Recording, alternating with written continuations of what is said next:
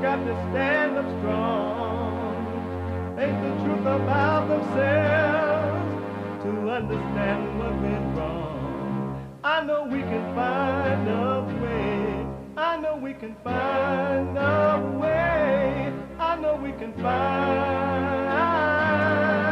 a way to stand up, stand up, stand up.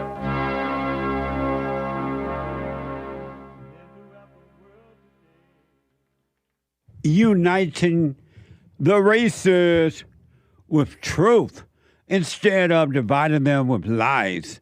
We're also rebuilding the family by rebuilding the man. I am JLP Peterson. Good morning. Welcome to the show. Hi, y'all. It is Tuesday again. Already, I don't know why time is going by so fast. Or maybe it's not moving at all. Maybe I just think that time is going by fast, since there's no such thing as time. Isn't that amazing? You can get involved by calling 888-7753-773, 888-77-JESSE. And there are a couple lines open if you want to jump in there. My biblical question for this week, and it's a doozy. It really is. It's for those who want to know themselves. It's for those who want to know the truth. It's not for everybody because most, not all, but most people do not want to know the truth. They hate the truth. They don't want to hear it. They don't want to know about it. They don't seek after it. And so it's not for you. Stay in your hell, stay in your misery, but it's for those who want to be free. It's for those who want to be free, men and women who want to be free. The biblical questions are for you, to encourage you to know thyself, to really think about what you really, really know, or what you think you know, or what you've been taught, but you found out later it wasn't true. So the biblical questions are for you. This week, biblical question, do you want to be different? Do you want to be different? Isn't that an amazing question? Yes, Jesse, that is an amazing question. We have every way that you can watch and support the show listed on JLPpeterson.com/show, JLPpeterson.com/show. And if you're out and about and you're not able to just sit and watch the show, so you podcast, and you can't always podcast all of the shows. You podcast. But if you're out and about and you would like to be listening to the show while it is happening, you can. Where there is a will, there is a way. So you can, no matter what you're doing, where you are or what you're doing, snatching, grabbing, a homeless person on the streets, putting your junk and mess in front of people's buildings or homes and leave it there, or you're the mayor of L.A. and you're trying to pretend you care about the people by giving the illegal aliens and homeless people free houses and we pay for it. Whether you are buying some fentanyl or you're fentanyl drug head, or you're just sitting around hating, you could be listening to the show on your iPhone or iPad by calling the listen line on TalkStream Live at 605-615-4131. 605-615-4131. And to donate and have your comments read out loud, go to buymeacoffee.com JLP Talk. BuyMeACoffee.com/JLP Talk. As a matter of fact, I think what I'm going to do, we didn't catch up with a lot of the super chats from yesterday. So I think that I'm going to have Hake come in this morning, and the first thing we're going to do, catch up with the super chats that we didn't get to, and then we'll go from there. BuyMeACoffee.com/JLP Talk or Bond JLP Cash App. Bond JLP Cash App. So it is Tuesday. Yeehaw! And every Tuesday is Country and Western Tuesday. All my thoughts, well, they've all been lies. They let me down every single time because the devil's been making homes inside my head. The good, the bad, the glad, the sad. If I could let them all go and give them to God, well, maybe he'd take this anger from my soul. And I'd shine like a light that's too bright to see. And I could lean on God so he could lean on me. Forgiveness, righteous, perfect peace. Amazing. That is an amazing song. I love that song. I really love that song. And Pete from Alaska, wrote and performed that song. The guitar and everything. Thank you, Pete. I love that song, Pete. That is truly, truly a deep and an amazing song. So what I want to do that we don't normally do is we didn't catch up with the super chats from yesterday. And I want to do that now so we'll be up to date with the super chats. Thank you all for them. Super chat. Super. Good morning. Good morning. How are you? I'm fine, thank you. Amazing. Peanut butter hot dog bought 3 coffees yesterday. Nice. Peanut butter hot dog. Good. Over on buymeacoffee.com/JLP Talk saying, shout out to the betas. Shout out to the beta.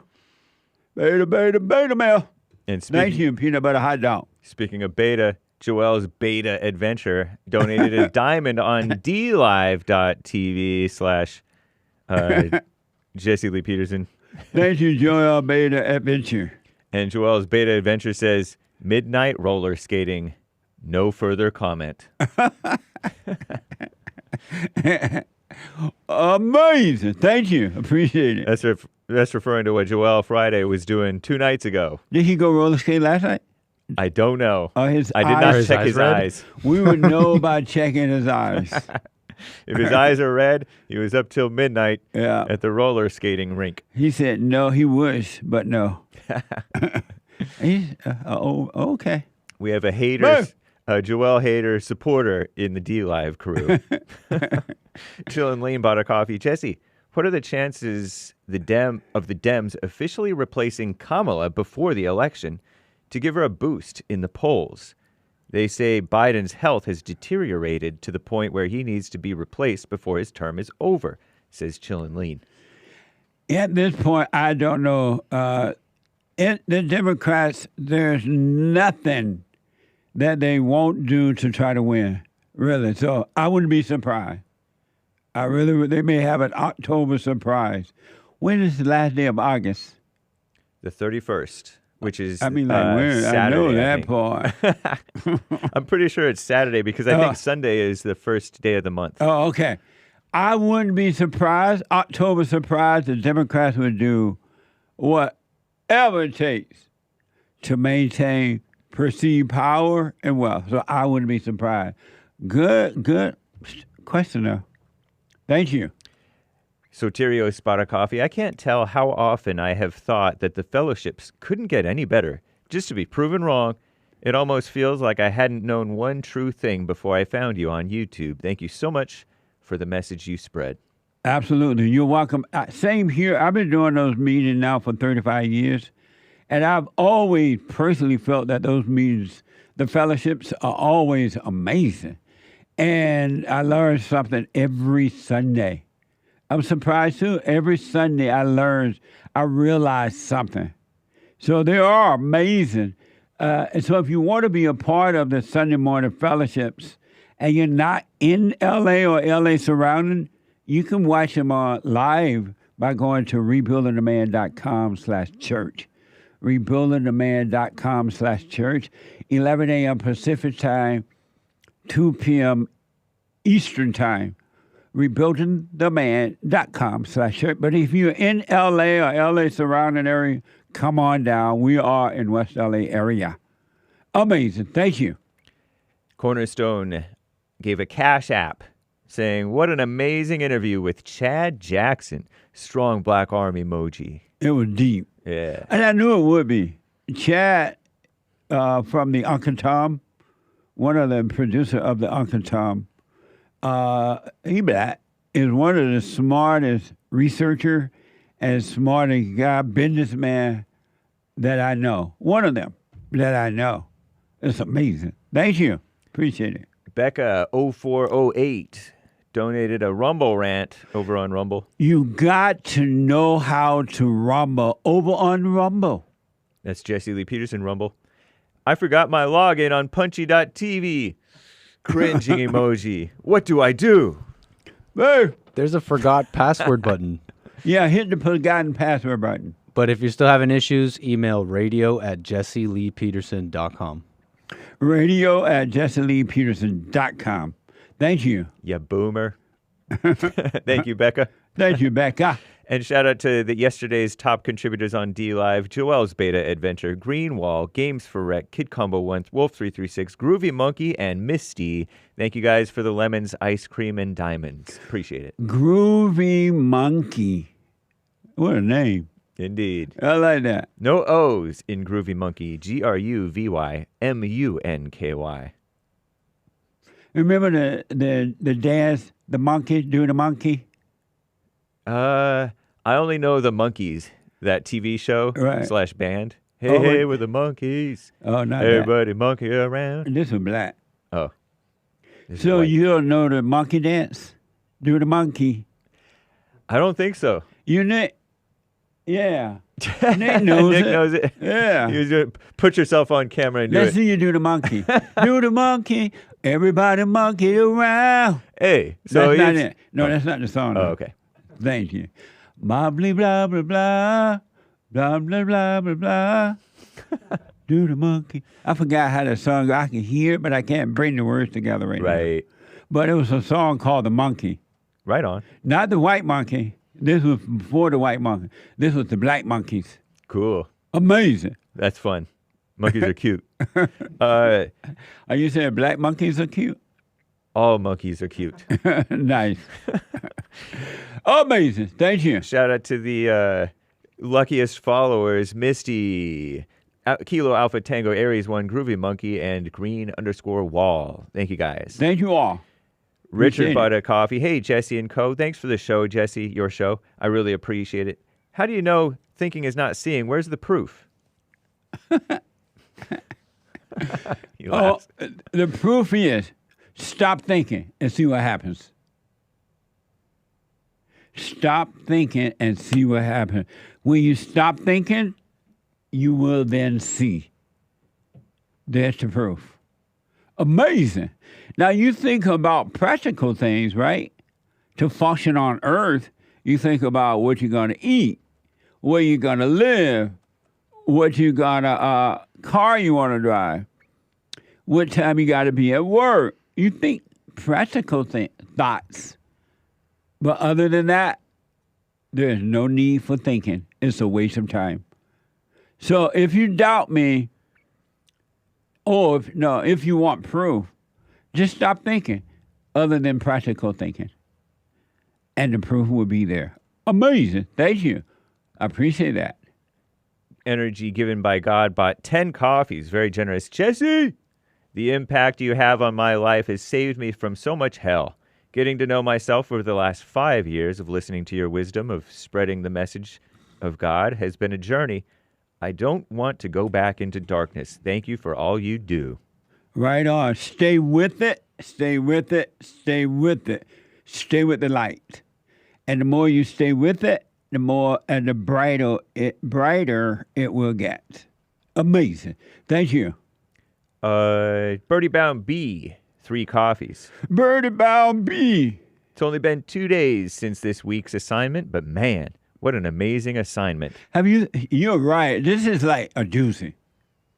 Have you thought about the assignment? Oh, yeah. And I thought about it. do you want to be different? Oh, you're now the BQ too? Biblical question Oh, too? the assignment. Yeah. Oh, yeah. I mainly thought about the assignment, not the biblical question. Right. And the assignment was what? I have it written down in case. You remember? Let the only evil that you think about, this is not the exact wording, but paraphrase, let the only evil you think about be the evil in you. Yes. You thought about the assignment, Nick? Oh, yeah. Yeah. Right. Like I read it So and then I thought about the assignment for this week, for 1 week, the only evil I want you to think about is your own. The only evil for 1 week, from starting Sunday to the coming Sunday, for 1 week, the only evil I want you to think about is your own. Only think about your evil for 1 week. That's an amazing assignment, huh? Yeah, it is. Have you been doing that? No, but I did think about it. You say you've been doing it, Nick? sort of. Like I mean, in a sense, I am. In a sense, really, that's all the evil that you think about is really your own, even if you're thinking about somebody else's evil. But that's not really what the assignment is. Maybe. But it's kind of, when you're thinking about somebody else's evil, really you're just thinking about your own, but you don't realize it. Okay, I can't respond now. Oh, amazing. But thank you. You're right. It's an amazing assignment. Don't you just love these assignments? I love giving myself assignments. Yeah, Nick. I said sort of because I'm putting together my shows, and it's funny to like put them together and try and have some awareness about it. Well, I'm trying to, because I'm thinking about the world, right? Right. About others and put other news. So Right. that's why. Oh, amazing. Nice. Thank you, Birdie Bound B. And he says, love your neighbor. What did you all say? How come these guys always don't always do it? Saying you guys don't do the assignment? Something like that. That's right, Joel. You black. Birdie by a bee. He says, love your neighbor as yourself and let go. Amazing. Thank you. Being enlightened till I rise, 10 coffees, very generous. Morning, gentlemen. I was just thinking about the evil within me. Whoa, what a mess. And it's only Tuesday. You're going to be surprised. And some of you are starting to discover this already because you are working on yourself, paying attention. You're going to be surprised what you're going to find when you only pay attention to you. It's going to be so deep that you're going to want to slap your mama. It's profound. But the problem is most people will not keep their eyes on themselves. That's the hardest thing in the world to do. That's no fun. It's better to put your eyes on someone else than to see what's going on with yourself. But for those who are working on it, stay with it, stay with it, stay with it. Thank you. Yeah, thank you. And he, being enlightened till I rise continues with his 10 coffees, or hers, or its. I like that, being enlightened till I rise. Yeah. In regards to the biblical question. Do you want to be different? Yes. Elaboration, not necessary. Being pithy is how I watch my thoughts to live. Thank you. I'll put my 2 cents in on Sunday. Do you want to be different? Hake. I am different. Then what? From what? Right. Oh, I don't know. I was just trying to be smart and puff up. Thank you. Yeah, I do. Cody Bennett, 3 coffees. So what does a perfect family structure look like? Does the father instruct the mother on how to punish, or does the father deal the punishments and make sure the mother doesn't impose her will on the children? If you can, I'd love an outline on this. Thanks for everything. Oh, and we need sending your children to public school as child abuse merch. That's right. Thank you. We're on it. The father handled the punishment of the children. That the mother watch over it when the father's away and the kids act out. Well, let's say the kids act out. And the mother said, okay, I told y'all to go sit down, but you won't do it. I'm going to let your father know when you get home. And then when the father get home, he deal with it. God in Christ, Christ in man, man over woman, woman over children. And the reason for that is because the woman is too emotional. When she punishes the children, she punishes them out of hate, not love. When the father punishes them, he punishes them out of love, so the punishment would be fair, and the kids would not be traumatized. Isn't that deep? That's deep, Jesse. Yes. Amazing. Thank you. Derek bought a coffee. Biblical question. Do you want to be different? Being within my own world and watching the ways of the world from within, help me understand human nature and the hell some people are in. I don't know if that makes me different, although it sure doesn't seem too common here on Flat Earth. Have a great day, Jesse, with an E. Flat Earth. So did they respond to the biblical? He didn't say whether he wants to be different or not, so I deem that not an answer. Yeah, because the question is, do you want to be different? And I'm not sure if you responded to the biblical question or not. But thank you. If you did, let me know. He talked around it, right, but didn't respond directly to it. The biblical question is, do you want to be different? Amazing. Thank you, though. Thank you, Derek. Interesting. Yeah. And thank you, guys. I do believe that is all. Oh, no, Hannes bought 10 coffees. You had a caller yesterday saying he found himself unable to do many things until he let go and let life happen. I resonated with that very much. I'm going through something similar right now. Question, how do you let life happen? Because I can slowly see myself resisting letting life happen.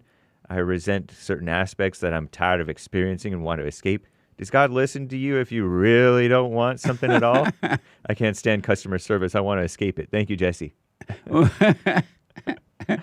What does that mean? Does God listen to you if you really don't want something at all? Be like, oh, God, please no, please no, please no. Oh, God, oh, God. Oh.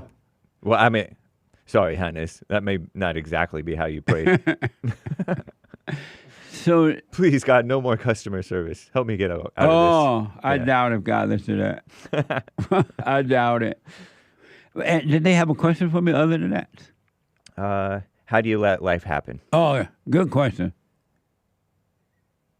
Nice. Nick said, get a different job, Hannah. Hannes. Hannes? Hannes, yeah. Hannes. I may be butchering it. It's Irish, and I don't know my Irish. The anchorman said, get a different job. LOL. What was the question? How do you let life happen? By letting thoughts go. Pay no attention to thoughts. Let them pass, and life will happen. Let thoughts and emotion pass, and life will happen. Because the only way you're trying to make life happen is that you listen to thoughts. And the thoughts are telling you what you want, what you don't want, how things should be, how things should not be. Let those thoughts go, life will happen on its own. Just that simple. Because when you let the thoughts go, you stay present. And when you're present, you're always with truth. And the truth will guide you. Amazing. I wish you well. Thank you. Someone bought 5 coffees. Nothing devious meant by my name, someone. LOL. I'm just a huge fan of brisket. Can you get a better part of the cow? Oh, your name is not showing up apparently because your name is just someone that didn't eat the cabbage. Can you get a better part of the cow that didn't eat the cabbage? I just wanted to finally send you some coffee, Uncle Jesse, and tell you thanks for opening my eyes and heart.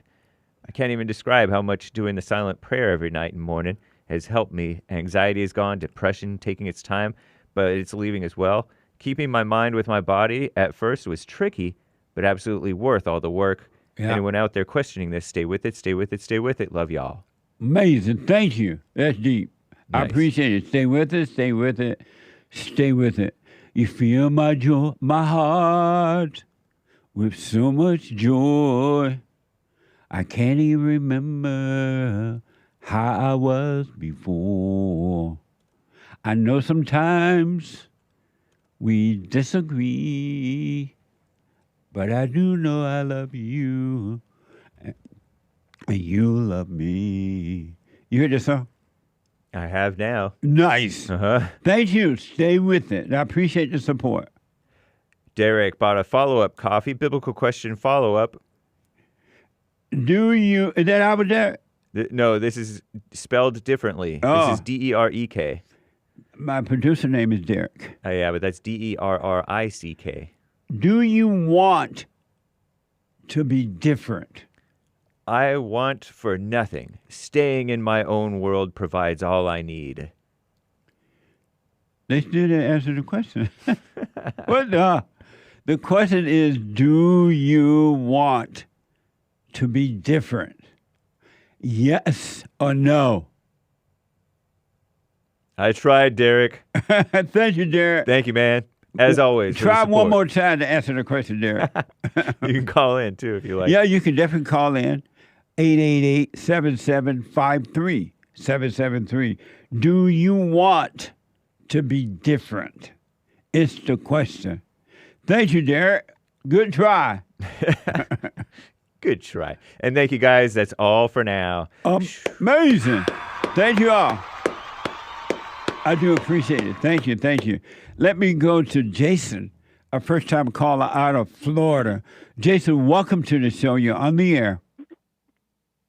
Hey, Jesse. Hey, Jason. How you doing? All is well. Thanks for calling. Awesome. I just started watching you about a month and a half ago, beginning of White History Month. July is White History Month. And yeah, July will always be White History Month. I just wanted to share my appreciation. Your message and your energy and everything is exactly what's needed in the world right now. Thank you, man. Yeah, thank you. I have so much I want to talk about. I was thinking about your "Suffer and Die" slogan last night with a friend of mine I was talking with. Yes. And it seems like our only sense of free will in this world is to either choose to suffer and die from the ego or suffer and die from following the ego. Absolutely. But to add to that, I know the point you're making, but we don't even have a free will. Exactly. I mean that when it comes down to suffer and die, and suffer and die, you probably don't have much of a choice. Absolutely, man. What the? Mm-hmm. And my phone wasn't working. I tried to call in after the first week. After the first week of listening to your show, I forgave my parents, and I experienced the perfect peace for like 10 days. It was amazing. I kind of ruined it with a sin, and emotions flooded back to me. But what was if you can say, what was the sin? It was in threes, actually. It was indulgence on all three accounts. But I smoked pot once, and without my emotions there, it was probably like one of the best pot highs I had ever had. It was pretty good. Hold on for me. Can you hold, Jason? Yeah, you bet. Hold on. Let me take a quick break. 888-7753-773. Back in a moment.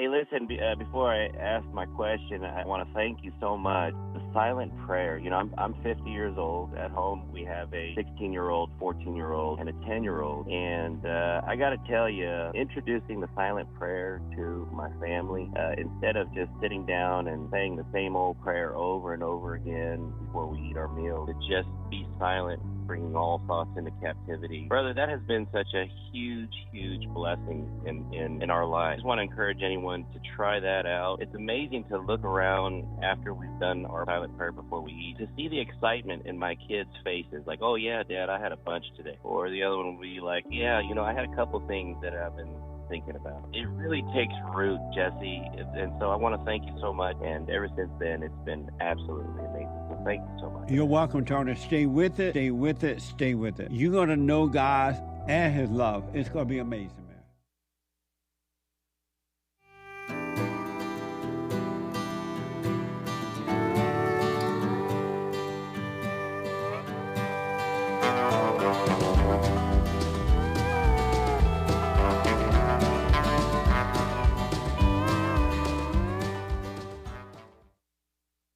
People tell me I have a lot of Afro energy.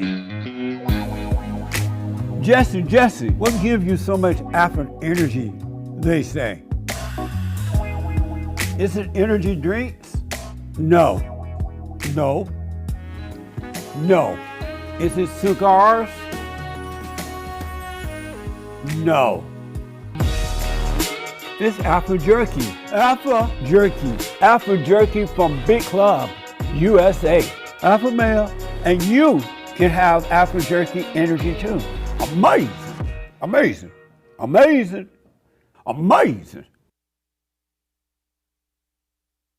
We call ourselves black men with African garb on.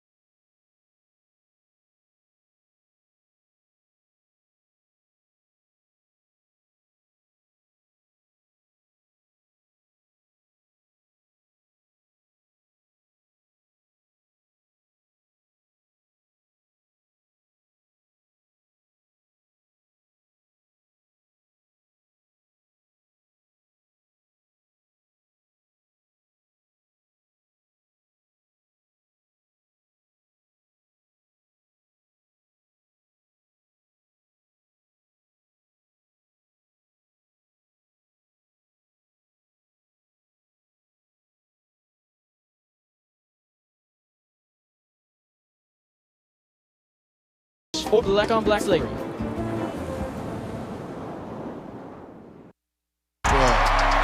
It's just going crazy. Eating it up. It's almost sad.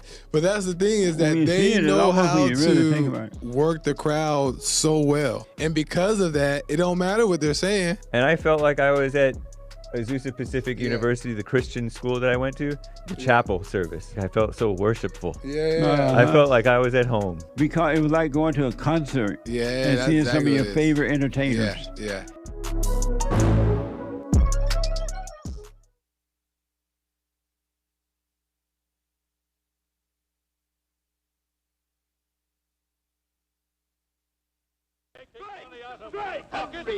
Hurry, step right up, folks. Here's the answer to your problems. Dr. Utopia's sensational new discovery, ism. Ism will cure any ailment of the body politic. It's terrific. It's tremendous. Once you swallow the contents of this bottle, you'll have the bountiful benefit of higher wages, shorter hours, and security. And now then, because we are introducing this amazing item for the first time in this country, it isn't going to cost you 1 cent. All you have to do is sign this little scrap of paper, and you get your bottle absolutely free. I hereby turn over to ISM Incorporated everything I have, including my freedom and the freedom of my children and my children's children, in return for which said ism promises to take care of me forever.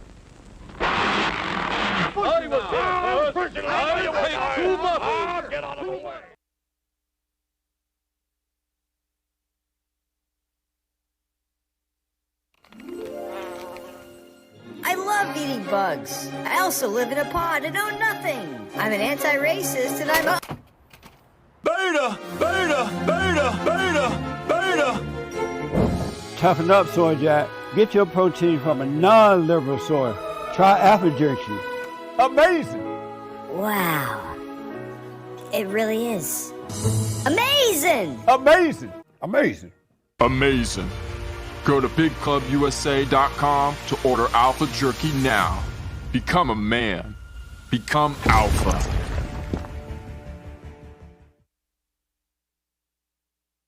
Alpha Jerky USA. Good. Amazing. I want to 888-7753 773-888-77 Jesse. I want to go back to Jason, a first-time caller. And Jason out of Florida is saying that he went and forgave. And for the first 2 weeks or so, he had perfect peace. And he, unfortunately, he sinned. And then he fell back, I guess. Am I right, Jason? Yeah. And so, what was, if it's not too personal, what was the sin? Oh, I have no shame. So yeah, it was smoking pot once. Uh-huh. And then it was, like I said, it was a very enjoyable experience. And then there was some cocaine on another experience, which also was amazing without there being any anxiety or nothing around. And then the third on day 10 was I masturbated. Oh, the kids are listening. Flooded back. Yeah, he just playing kids. Close your ears. Sorry. And why do you call those things a sin? Well, I guess.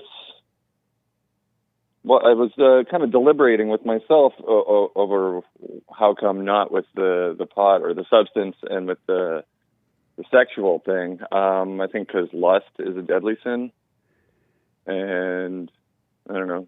And like doing pot once in a while is probably not the worst thing ever, but habitualizing it and being gluttonous with it is probably a sin. And what do you mean? You said lust is a deadly sin? Is it not one of the worst ones? And where you get that from? I guess secondhand knowledge of the Bible. You never read the Bible? I just started. Oh, I'm almost done Matthew. Yeah. Those things you're not going to find in the Bible where it says those are sins. Okay. And the reason I'm telling you that because you're going to be suffering unnecessarily if you believe that. Interesting. Let me ask, who are you? Who am I? You heard me ask that before, right? Oh, of course. Yeah. And who are you? Who is Jason? Who's Jason or who am I? Who are you? I am the observer. Of what? Of life. So of my emotions, of everything in front of these eyeballs. And so if that's true, why do you call smoking pot a sin? I didn't, and I don't think it was, and I didn't have the emotional flood from it. But I thought, I don't know, I guess the thinking is the wrong part, but I went, third time's the charm. I ruined it now. What did your mother say when you went and forgave her? The issue between me and my mother came up probably 10 years ago. I confronted her about it, so it wasn't a surprise. It was kind of like she had been waiting for it. Oh, okay. Nice. When I forgave her. Yeah. And with my father, he was like, what do you have to forgive me about? So I said to him, the the generic thing that's been suggested to me to forgive you for is for not protecting me from my mother, and they split up when I was 2, so it's accurate. Oh yeah. And but on a personal level, between me and him, he was an immigrant. His English is not very good, so we never really have ever had like a in-depth conversation about anything. Right. So are you married? No. And have you ever been married? I've been engaged, but not married. Oh, okay. Amazing. Because I was going to ask, are you repeating the same thing that your father did? Meaning, are you protecting your children or not? Yeah. Yeah. Well, okay. I'm glad to have had your message in my life before I've made such rash decisions. I wish I had your message in my life like 10 or 15 years ago. It would have saved me a lot of suffering. Yeah. Well, be grateful for now, and what you're going to find if you stay with it, that every morning is a new morning. Every day is a brand new day. And meaning that yesterday doesn't exist, it's nowhere. Tomorrow is nowhere. And so every morning you have a brand new start in life. It's the beginning of a new. Yeah. Amazing. I agree.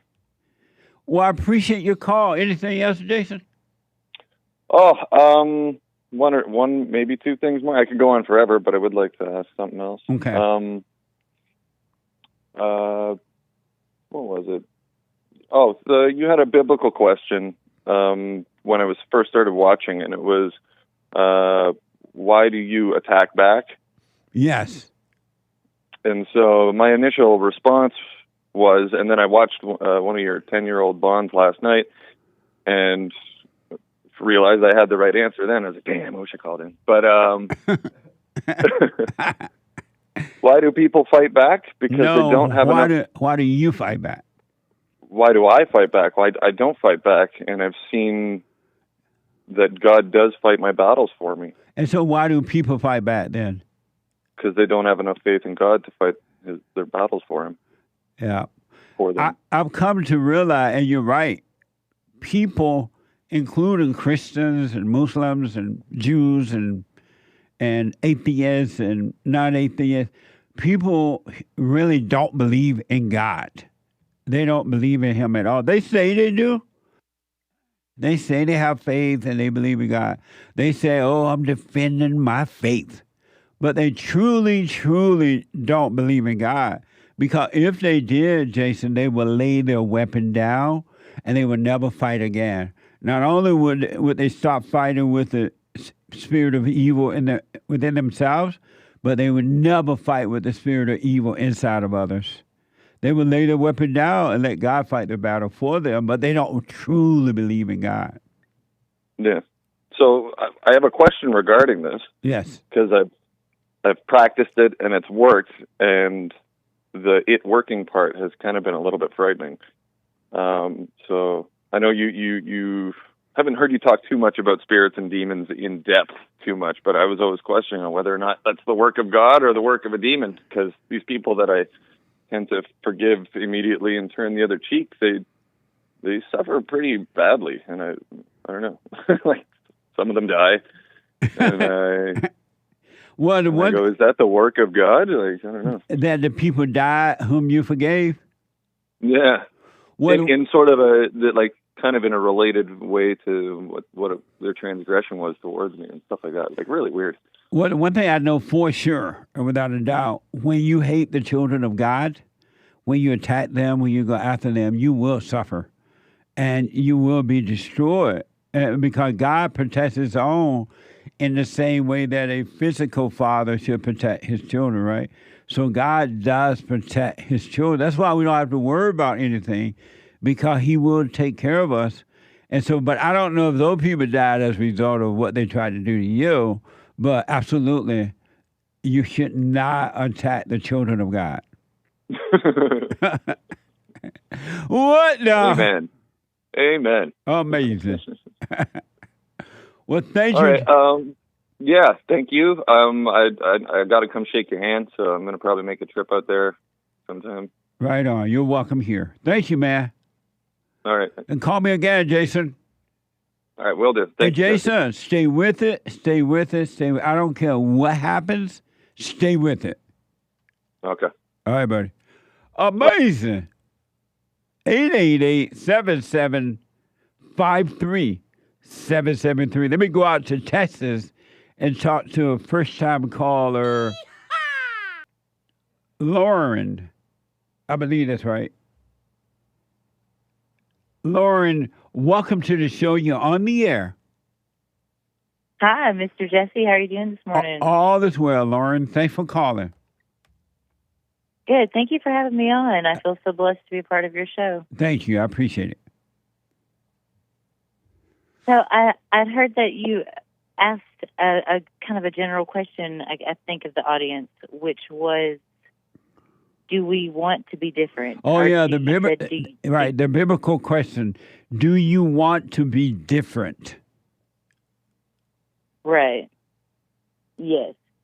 Absolutely. I mean, if that's just a question that's being asked, is it all right if I give my answer? Absolutely. That's for everyone. Absolutely. All right, great. Absolutely. Anyone who doesn't want to be different, in my opinion and in my belief and how I live my life and walk my path and my purpose, I change daily, and change is good and is necessary, and growth is necessary in the spirit and in with the self.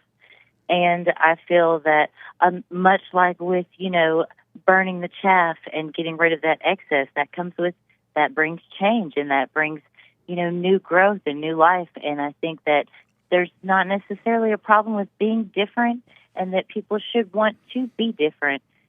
It really just depends on what path you're walking, and if you're walking, with God, or if you're dancing with the devil. Interesting. That's kind of how I feel about that. So you say you do want to be different, and then you say I know. You say you change daily, right? Yes, no, yeah. I don't want to be different. I am different. I'm different on a daily basis because I'm constantly evolving and growing in not only the spirit, but in just in life, in learning and being a young woman in this time, and this, just every day is a new day and a new challenge and new growth, which is different. And so I don't want to be different. I am different every day. And so what are you changing from every day? Well, I'm changing from what I was yesterday. I strive, something that is very, very important to me is, no matter what happens today, be better tomorrow than you are today. And so, what were you yesterday and you're changing today from it? Well, do you want just like a literal, actual example, or do you want give me like a whatever you hypothetical? can. Yeah, whatever you can say. What did you change from? What were you yesterday that you're not today? Because you said you're changing every day. You're changing from one thing to another every day. What did you change from yesterday? Oh, no. Not as in like it changed from one thing to another. Just like I'm changing every day, not for the better, not for the worse, or changing to something else, but changing for the better because of daily growth and daily knowledge, and of course my daily walk with Jesus Christ in my path and what I am, my purpose here on this earth as the Spirit. That's what so yes, I'm constantly changing for the better, evolving into something more and bigger, because this is much like the love of God and the light. It isn't a small thing. This is something that grows and has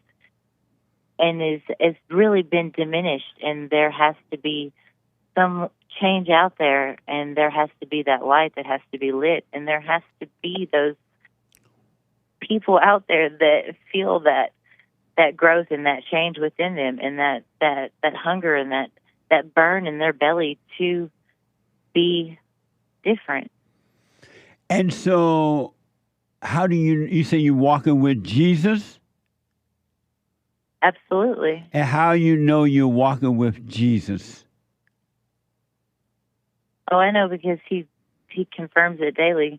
I have a very close close relationship with Jesus Christ and his Father. And how do you know you're walking with him?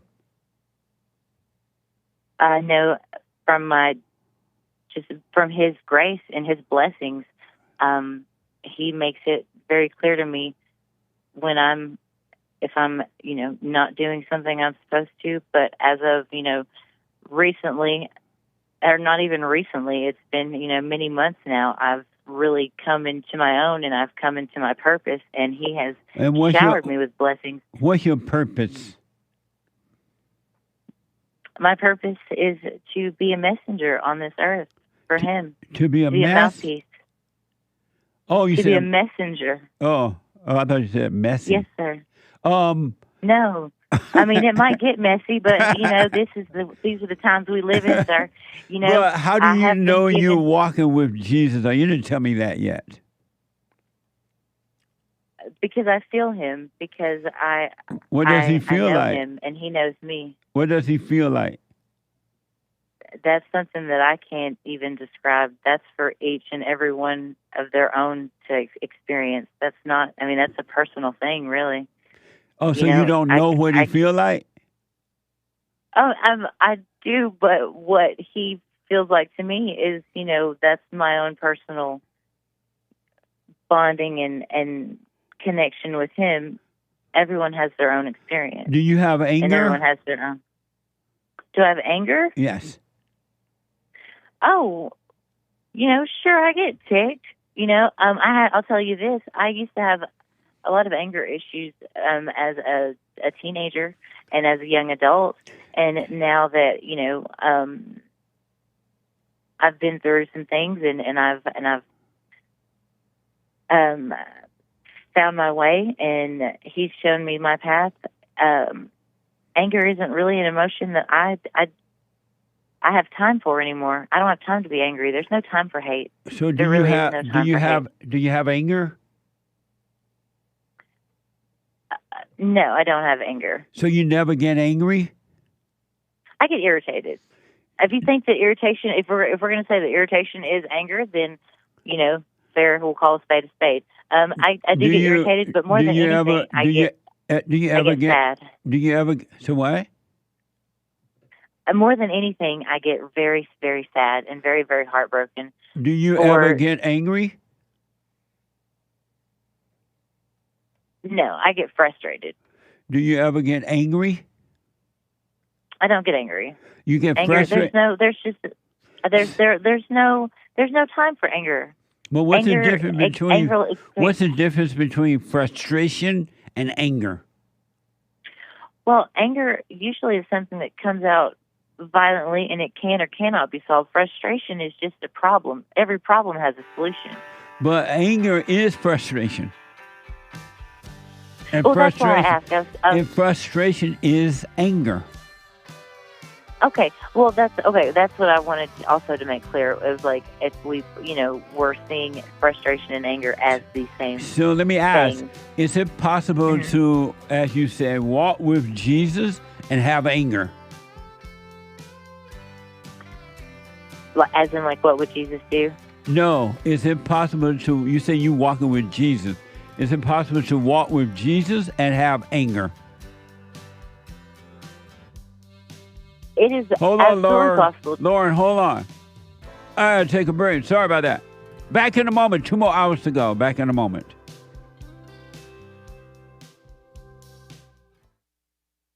I have books that are amazing. I highly recommend you get them. 7 Guaranteed Steps to Spiritual, Family, and Financial Success Guide. Even if you're not starting a business, but you have a job, or you're on welfare, it can help you if you do. Be doers of the word, all right? From rage to responsibility. From rage.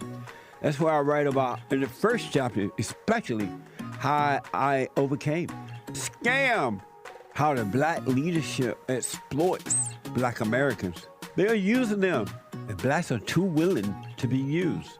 And then my last book, The Antidote, Healing America from the Poison of Hate, Blame, and Victimhood. They are all amazing books, and they are helpful. Go to rebuildingtheman.com if you want an autographed copy, or call 800-411-2663.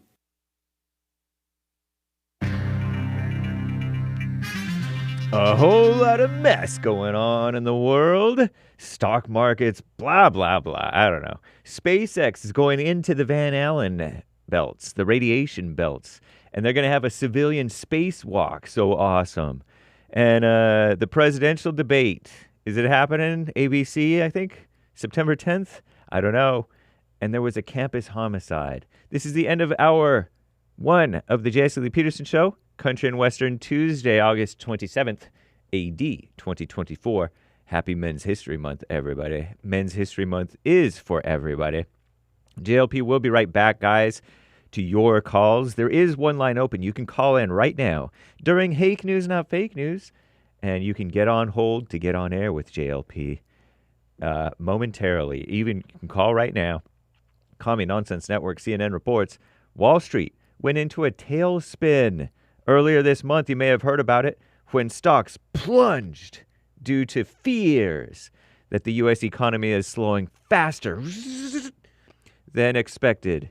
Now all three major stock indexes, the Dow, the S&P 500, and NASDAQ, whatever those things are, right, have clawed back those losses and are on track to notch monthly gains like Hake's arms, which is probably pretty modest. What a mess. SpaceX. Space is real, guys. SpaceX will soon attempt a nail-biting 5-day trek into orbit with a crew of private astronauts traveling into Earth's radiation belts. That's the Van Allen belts, discovered by Robert A. Van Allen or something like that back in 1958. No human has traveled so far into space or passed through the radiation environment since NASA's Apollo program. So this is higher than the ISS, I guess, International Space Station, I suppose. The 4-person crew on the Polaris Dawn mission is also preparing for a high-risk spacewalk, making the use of also known as extravehicular activity, or EVA, suits that SpaceX developed just in 2.5 years. So when they do extravehicular activity, they're going outside of the vehicle, outside of the spaceship in those astronaut suits. But they made them, and they're sleeker. They're cool from SpaceX. They look better than the NASA ones, maybe. Anyway, if successful, the spacewalk, which could take place this Friday, would mark the first time since civilians or non-government astronauts have carried out such an endeavor. The daring excursion is slated to take off from NASA's Kennedy Space Center in Florida between 3:38 a.m. and 7:09 a.m. Eastern Time come Wednesday.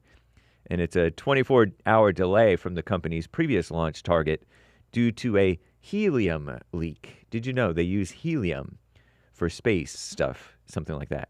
Nice.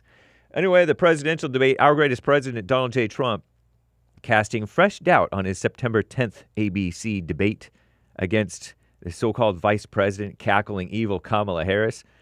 Trump's team would like for the microphones to be muted throughout the debate, except for when the candidate whose turn it is to speak, as was the case for the first debate against crooked Joe Biden. The poor, tired old man. He's not poor. On the other hand, Kamala Harris' campaign is requesting ABC and other networks keep microphones on. Analysts say the Kamala Harris campaign wants to give Trump the opportunity to hurl insulting interruptions that could upset or deter some of his potential voters. The our greatest president, the so-called ex-president, Monday undermined the position of his team, saying he'd be fine with losing the mute button. Based, our greatest president, Trump. Nice. And that campus homicide, a student at Rice University in Houston found dead in her dorm room Monday in an apparent murder-suicide. Terrible. Prompting a campus-wide lockdown on the first day of classes. The body of a junior, third year, I guess, female student discovered by university police after a concerned family member asked for a wellness check. Officers saw she had missed class. Suspected shooter, a male, doesn't appear to be affiliated with the university, also found dead in the room from a self-inflicted gunshot wound. Terrible stuff going on in the world. I'm James Hake. Now back to JLP, Hour 2.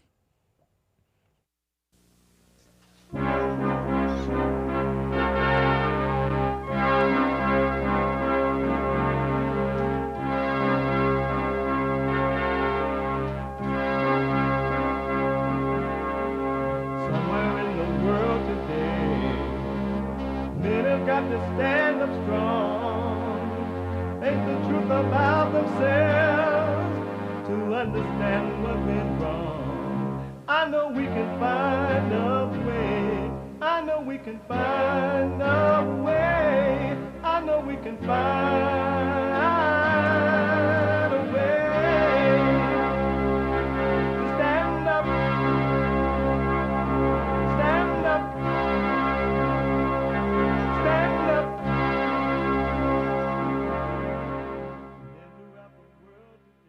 Uniting the races with truth instead of dividing them with lies. We're also rebuilding the family by rebuilding the man. I am Jesse Lee Peterson. Welcome to the second hour of the show today. 2 lines are open if you want to jump in there at 888-7753.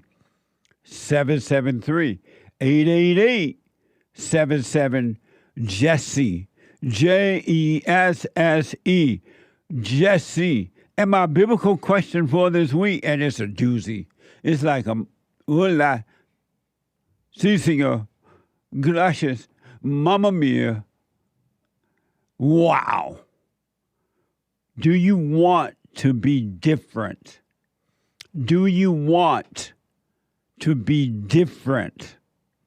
An amazing question.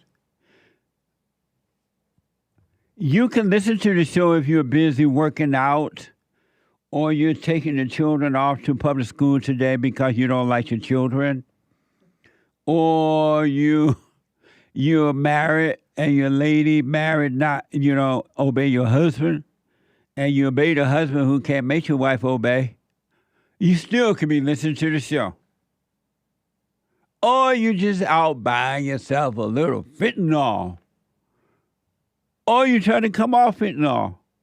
You can be listening to the show by calling the listen line on TalkStream Live at 605-615-4131. 605-615-4131. And to donate and have your comments read out loud, go to buymeacoffee.com/JLP Talk. Buymeacoffee.com/JLP Talk or Bond JLP Cash App. Or you can even go to rebuildingtheman.com. It's Tuesday. It's the second hour of Tuesday. It is country. You can take the boy out the country, but you can't take the country out of the boy. And Western Tuesday. Bring back, oh, bring back my country to me. Bring back bring back my country to me. Who let the dogs out?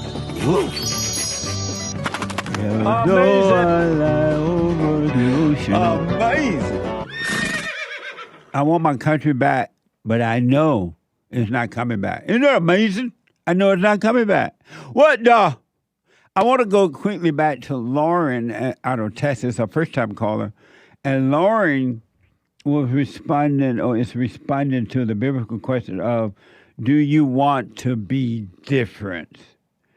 And Lauren, you say yes, you want to be different, or you are different?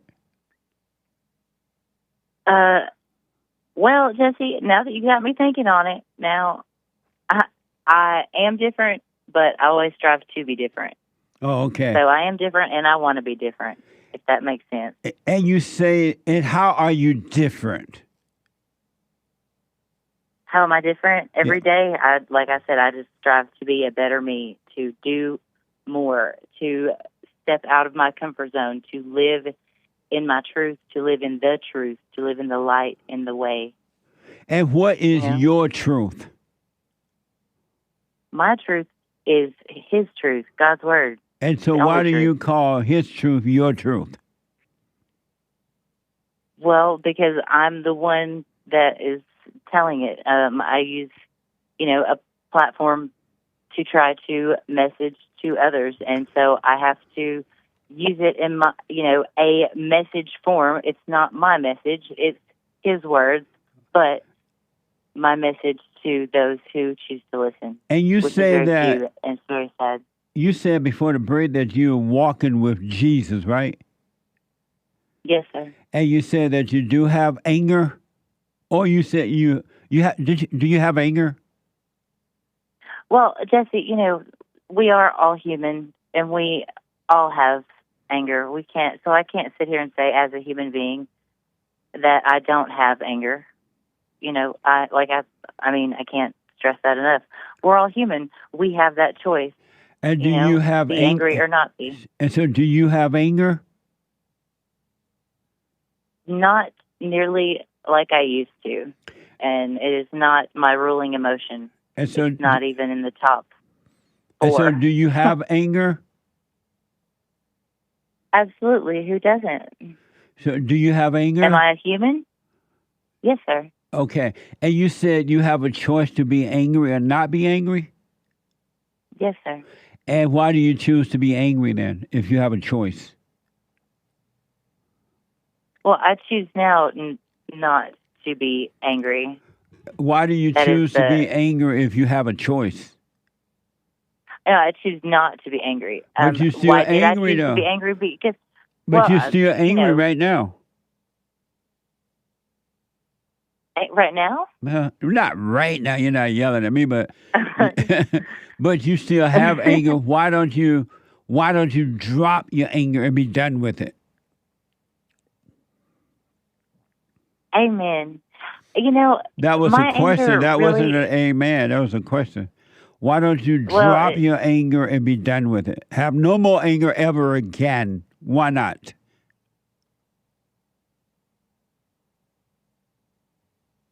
There are things to be upset about, and there are things to be angry about. Name our God is a vengeful God.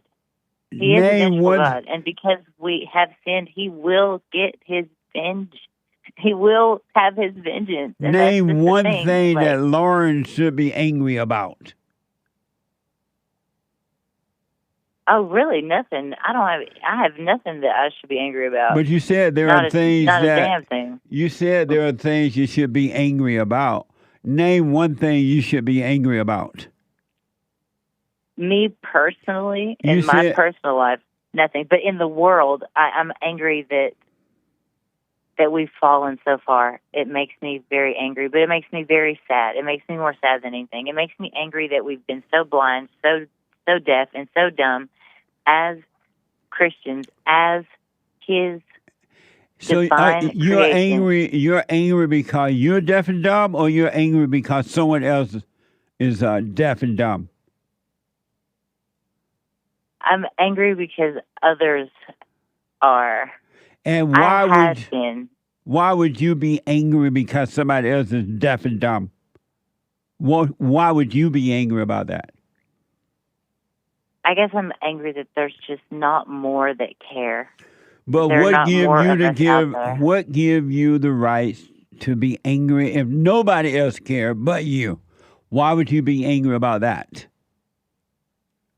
Because it hurts. Why does it hurt you that nobody cares? Because that's all He wanted us to do. Who? That's all God asked us to do. That is all God never asked you to do that. Is care us. He asked us all. That's all He asked of us, was to love one another and take care of what we have and what He's given us. And we haven't done that. And that makes me very sad. And why have you done that?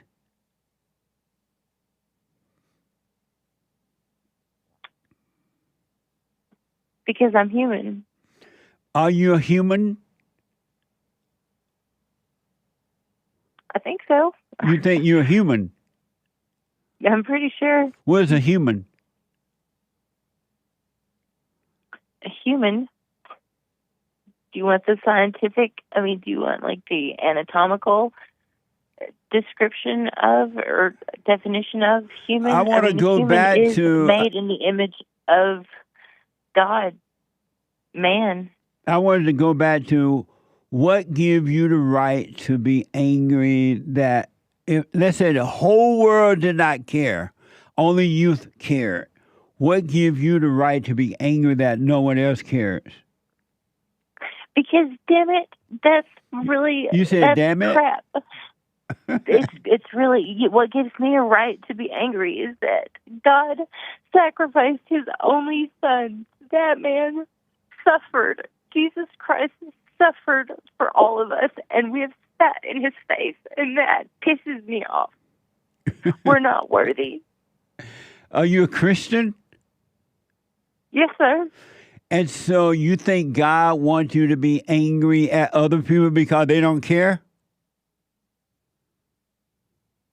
No, He does not want me to be angry because He has enough anger and vengeance for everyone. Trust me, it's on its way. You think God has anger? Oh, no, God has wrath, and He is a jealous God, and He is a vengeful God. You believe that God has wrath and vengeance?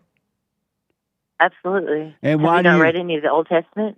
If God, have you not heard of Sodom and Gomorrah of Babylon? You think does the Old Testament? Are you living in the Old Testament or the New? No, sir, I'm living in the Old Testament. But if you look at the You're prophet living Isaiah in the and Old the prophet Testament? Jeremiah, they all speak of this time, that we You're live in living now. in the Old Testament?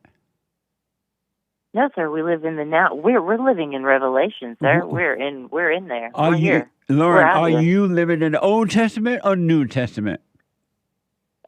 I live physically in the New Testament. I read and I study both. So if you live in the New Testament, why do you think God has revenge, is vengeful?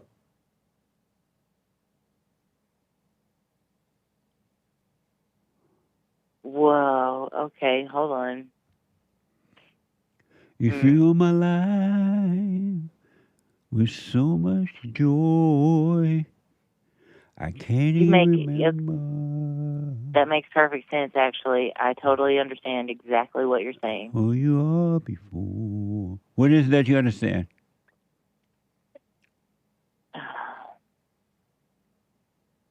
Destroyed by water, cleansed by fire.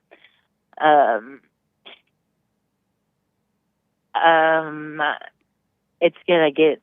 I mean, here's the thing. I'm not going to say that I'm anything that I'm not. And one thing that I'm getting much more proficient in and much more knowledgeable in is my Bible and is the Word. But I'm not proficient enough, I feel like, to get all New Testament with you, honestly. Because I I'm understand. still deep into it. I'm still deep into it and very heavy into it. But hey, he also you're leads me heavy back into to the Old Bible? Testament.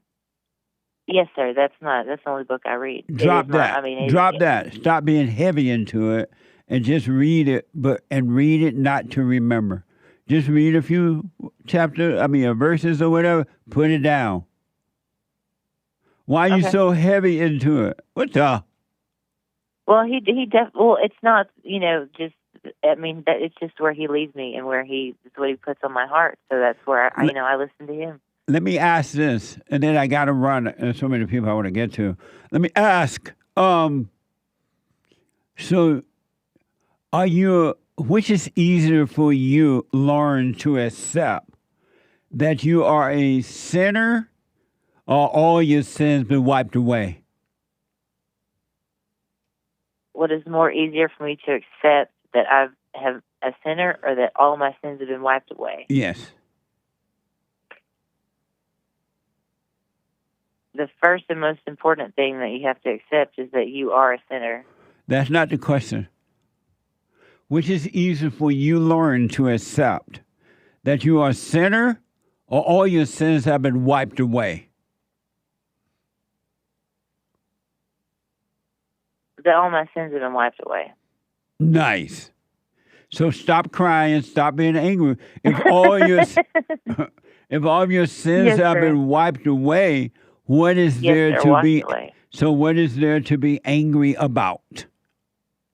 Thank you. That's what I needed to hear today, and that is why God put me right on this phone and on this line with you. I appreciate you, Mr. Jesse. I needed to hear that. Well, amazing. Well, thank God you. is good. Amazing. Amazing. Call me again, Lauren. Yes, sir. All right. Yes, sir. I'll chat. We'll chat soon. Okay. Take care, Mr. Jesse. All right, you too now. 888-7753-773. Victor is a first-time caller out of California. Then I have a question for my experts, a quick question for my experts. They're coming in as I'm talking to Victor. Victor, welcome to the show. You're on the air. Hello? Hey, Victor. Hey, how's it going, Jesse? Good morning. Are you on the speakerphone? I'm actually on my AirPod. Let me go on my phone. I know they told me. It's 'cause I was washing my face. 1 second. All right, can you hear me better? I can. All right. How you doing? All is well. Thanks for calling. Hey, I just wanted to call and give you thanks. Like most callers, like you have probably helped me the most, and other churches have gone to, and when I try to get close to God, I feel like the way you teach is like it's really, really good, and I feel like it reaches me, and I just wanted to thank you for that. You're welcome, man. Stay with it, stay with it, stay with it. Because what you're truly starting to experience is the love, the light, the kingdom of heaven of God that is inside of you. He is waking you up. He's drawing you back unto him. So stay with it. Right. I had a question when you say, I've been listening to you for maybe a little more, almost a year. But you said just watch your, I think it's from the Fallen State, like the kind of like the podcast team. But right. Now I'm trying to like get into the teachings of God. Right. But now the thing that is kind of hard for me to understand is like, you know, when you say like practical thoughts and all this stuff, like, and then all thoughts are of the devil, like me trying to call you, like me trying to get to God, or are those thoughts of when I think of God or when I want to get close to him, are those like also thoughts of the devil, or how do I distinguish them? When you think of God, those are thoughts of evil. Thinking of God, you would never, ever, ever find God or return to God as long as you think of God. Wow. If you want to find God, stop thinking of him. Wow. Okay. And why is that? Is it because the devil's trying to give me a false sense of me looking for him, but I'll never find him because I'm listening to his thoughts? 100%, man. Absolutely. And another question is for congregating. What would be? Do I have to congregate? Because you know how, like in the Bible, it says to congregate, and I feel like I have to congregate. Like I want to go to your church, but I live in San Diego. I do want to end up going because it's not that far. Well, we read up here in L.A. We have people from San Diego all the time. Right. Pretend that you're coming up here to get some free pot. You'll come. I don't do any of that, actually. I'm Mexican. I don't do that stuff. Nice. What's it called? So, if I find a congregation within here local that I can go to like often, is there such a thing that I should look for, or should I just go to listen to the preaching? Because I know a lot of churches, they do like the clapping and the dancing, and I know you said all those are emotions. Yes. And like those are emotions at a waste of time. Emotions are not necessary. You know that you could watch our fellowship every Sunday live, right? Yeah, I think I watched the last. Not last Sunday, the Sunday before this. Yeah. Let's say you decide to go to a church in your local area. If you do go to a church, and if the preacher's up there preaching, just gotta let his word go in one ear and out the other one, because he may accidentally preach something that's true from the Bible, but let it go in one ear and out the other. But if you don't find a church down there to go to, you're not sinning by not going to church, because if you're going to fellowship, you want to fellowship with people that of like mind, people that are truly seeking what is right. Gotcha. Yeah. Because I in my workplace, my boss is a pastor, so I know they kind of tell me that congregating is really important and stuff like that. So that's why I was kind of asking. It's not like really important, but if you can fellowship with people who are seeking the truth, because you can go to your pastor church, and it's a waste of time to congregate. You're wasting your day doing nothing. Yeah, because the way I like that you teach is like, it's not so much because I've gone to his church before, and the way he does is a lot of dancing and crying, and he touches people and they fall on the ground. And then I don't really, to me, it seemed off that miracles do happen, but not every service and all the time with everyone. I mean, they seem a little off to me. Yeah, absolutely. So right now, what I would recommend you do is just work on you and let the light guide you. If the light want you to be at some church around that area, it'll happen. But don't worry about that right now. Have you forgiven your mother? No, I have not. And why not? You know what? I'm trying, like you said, I think, well, what's it called? Like mama boys, like, in a way, I'm trying to find a reason of what she did wrong. But of me, I think I'm trying to think too hard. But I can't really find what she did. But I know she must have done something. So she was perfect? I wouldn't say she was perfect, no. What one thing wrong that she did that wasn't perfect that you can think of?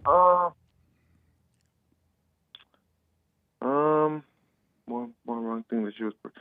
Honestly, I would say that she tries to, even to today, I mean, I have my own place and I'm independent now, but I think she still tries to like help and treat me like, I guess, like a little kid, I guess, tries to like help me a lot. And you know why she's doing that? Why is she doing that? She's evil. And she doesn't want, she's using you to make herself feel good. Because if she wasn't able to control you, she would have to look at herself. It's the same thing as smoking pot. You smoke pot because you don't want to look at yourself. You want to go unconscious. Your mother doesn't want to see herself, so she's controlling you. Okay. And that gives her a false sense of mama's love. Yeah. And also she does, like when I don't want to listen to her or go against her, she gets really, really upset. And that's what I've been starting to realize, like a little bit, that when I don't go her way or I try to go like completely the opposite route, she gets like irritated or she gets mad and she's like, she curses at me. Whoa. And then I'm like, oh man. Whoa. And so you can't think of one reason to forgive your mother? All those things are happening? So the only reason is because how would I go to her? Just say, forgive her for making me just like her, or can I also say just overall things, or does it just have to be just like straightforward one thing? Or you need to see that for yourself, that you are angry at her. You have this anger in your heart because she has rebuilt you, control you, rebuilt her image. And you need to realize that just like you can't help but be angry, that spirit is driving you. That's the same spirit that's in her. It came from her to you when she traumatized you as a kid. And so, and you go to her and say, hey, I've been resenting you because you tried to control me. You still try to control me or whatever, right? But I realize now you can't help it. I'm sorry for being angry at you. And God will forgive you. Don't ask her for forgiveness. Don't tiptoe around it. You forgive her and God will forgive you. And he will take the spirit of the mother away from you and set you free. Got it. And the same will go for my dad, right? Yeah. Ask your father, why didn't he protect you from your mother? And you will see that he can handle your mother because your mother is his mother. He became the boy and she became the mama. Yeah. My dad's mom's really crazy. She is just like your mama. Yeah. And that's why your father can handle her. Because you're attracted to what you hate. Men who get married before they forgive their mothers end up marrying their mothers and repeating the same cycle. Yeah, that's what I'm trying to stop right now because I'm engaged and the wedding is coming up in about a month and a half. What wedding? I'm marrying my fiance. I've been with her for like 5 years, but, but I'm starting to see you that, about to get like, married? And yeah, I'm 21 right now, but You're 21? Yeah. And why are you getting married at 21? Well, I've lived with her for like a year and a half. That was already my mistake. You live in her place? No, my place. I thankfully God has blessed me, and I've been able to live by myself since I was like 18, 19. Nice. And when you plan to marry this woman? When do I plan? September, like the end of September. What? But that's what I'm trying to get. You mean like September 2025? No, this year. And why? You have children with her? I do not know. Oh, good. I'm not a typical Mexican. Yeah. Nice. So let me, you didn't ask for it. May I make a suggestion? Sorry? May I make a suggestion? Yeah, go for it. I would encourage you. Don't break up with her. Don't put off the engagement, right? But I highly recommend she go live somewhere else for 1 year, and you and don't have sex with her for a year. Don't marry her, and don't have sex with her for 1 year, so you can see. Because right now you're about to marry your mama, and you're going to go through the same hell that your father went through, and so will she. Yeah, no, you're right. Yeah, because sometimes she gets like you said, like really emotional and like really angry. And before I used to give into it, but now I just stay calm or walk away. Or I mean, it's not really even like you said, two devils, one win, right? It's just, like, it doesn't make sense. Yeah. So I am noticing, and I'm trying to like guide her. She is like, I mean, she's great. She cooks all the time, every day for me. She cleans every day for me. She like, but I guess what you're saying is that she's a nice maid. Mama, right? I'm sorry. Sorry, she's a nice maid. Okay. But you're about to marry your mama. You can't even handle her. You're learning now because you're waking up. But is she working on herself? I'm trying to stir her to it, but she listened to your show to service the past 2 Sundays ago. Yeah. We listened to it together, and she's like, okay, I'll listen to it. She sat down and she was listening to it. But like you said, her mom, she's just like her mom, and she has all this trauma that I'm trying to like you said, I can't save her. Only she can go and save herself. Like, go for it. But I'm trying to like just show her this, and she's learning little by little. But like, I don't know. Venture. Yeah. Do what you want, but I highly recommend you send her back home and wait 1 year before you get married. Because if you're now working on yourself and she's not, you're about to catch pure hell. Because the evil in her is going to hate the light in you, and she's going to get worse. You haven't seen hell yet. So I do what you want, but I recommend you put off the wedding for 1 year. Wait until September 2025. I'm not telling you to break off the relationship. I'm not telling you to end the engagement, but she needs to go and live without you. You live by yourself. And just date her so you can get to see who you're about to marry, and she can see who she's about to marry. But if you marry her right now, it's not going to work. And you're going to make babies with her. That's going to be even harder for you, because now you're going to go out trying to fight for your children. Right. Yeah. That's like I guess I understand what you're saying, but that it's like a really hard step. But like you said, it's just a suggestion, right? But yeah, I see where you're coming from. Why can't you put it off for 1 more year? Because I mean, I already paid for almost like all like the catering and all that stuff. But I mean, I guess peace is worth it doesn't have a money amount, right? So can't you put that on hold? Tell the people you're not taking your money back yet. You just want to put it on hold for 1 year. I have not asked. And why not? I haven't thought about this until now. Do you see that? And you're trying to save her. You can't save her. And you're trying to save her for you. You're not trying to save her, point her back to God for her own soul's sake. You're trying to make her right So for you, that's not going to work. You're right. You don't care enough about her, so you care about her for yourself. So now you're trying to make her listen to the church and all that. That's not going to work. Well, I didn't see it like that. Hold on, buddy. I Hold on. Back in a moment. I recommend you get a copy of my book, From Rage to Responsibility. I write about how the spirit of anger was taken away from me 29 years ago. I forgave my mother who tried to turn me away from my father, and I returned to my father, and through him, my father on earth, and through him, I was able to return to God. No man or woman can return to God unless you go through the Son. And men are sons of God. They may be weak, pathetic examples of it, but it's the spiritual order of life. God in Christ, Christ in man, man over woman, and woman over children. So get From Rage to Responsibility. I write about that. Go to my website, rebuildingtheman.com for an autographed copy, or call 800-411-BOND. And donate to my nonprofit, Bond, the Brotherhood Organization of a New Destiny. We are rebuilding the family by rebuilding the man.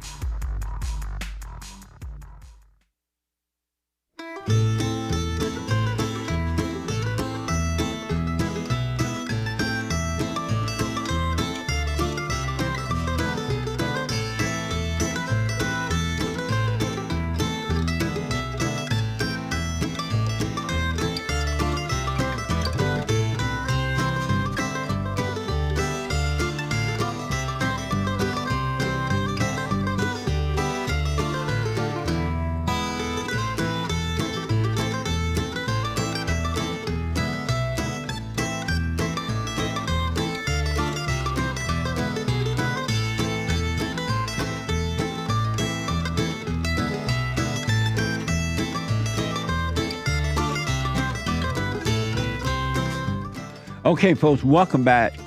The Hake Report is coming up at 11 a.m. this morning. The Hake, Hake report.com from 9 to 11 a.m. Pacific time. And James Hake, Hake, is on fire. He doesn't have on July Just Feels White for nothing. And Hake has a really interesting show. I don't understand it, but it happens. How would you define your show? Hake. Loosey goosey. Yeah, that's for sure. You don't want to miss it. It's really interesting.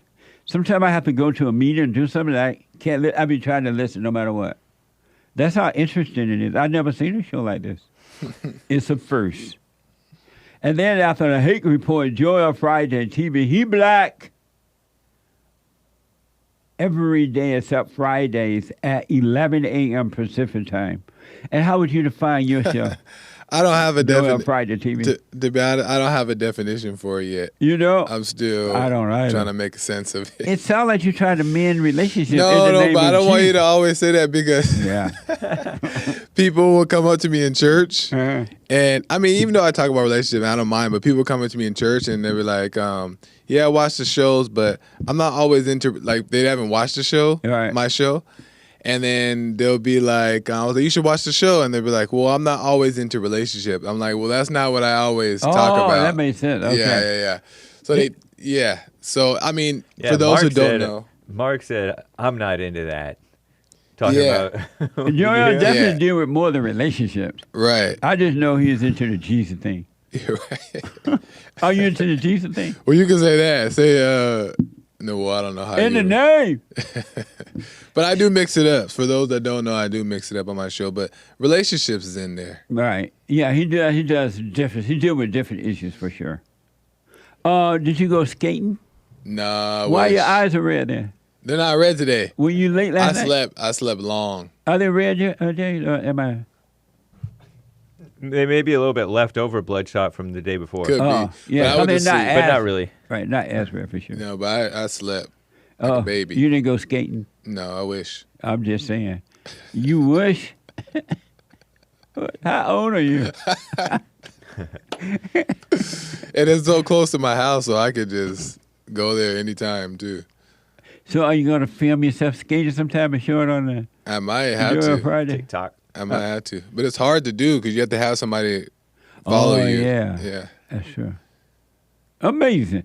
Joel Friday at 11 a.m. Pacific time. Y'all watch it and you'll see for yourself.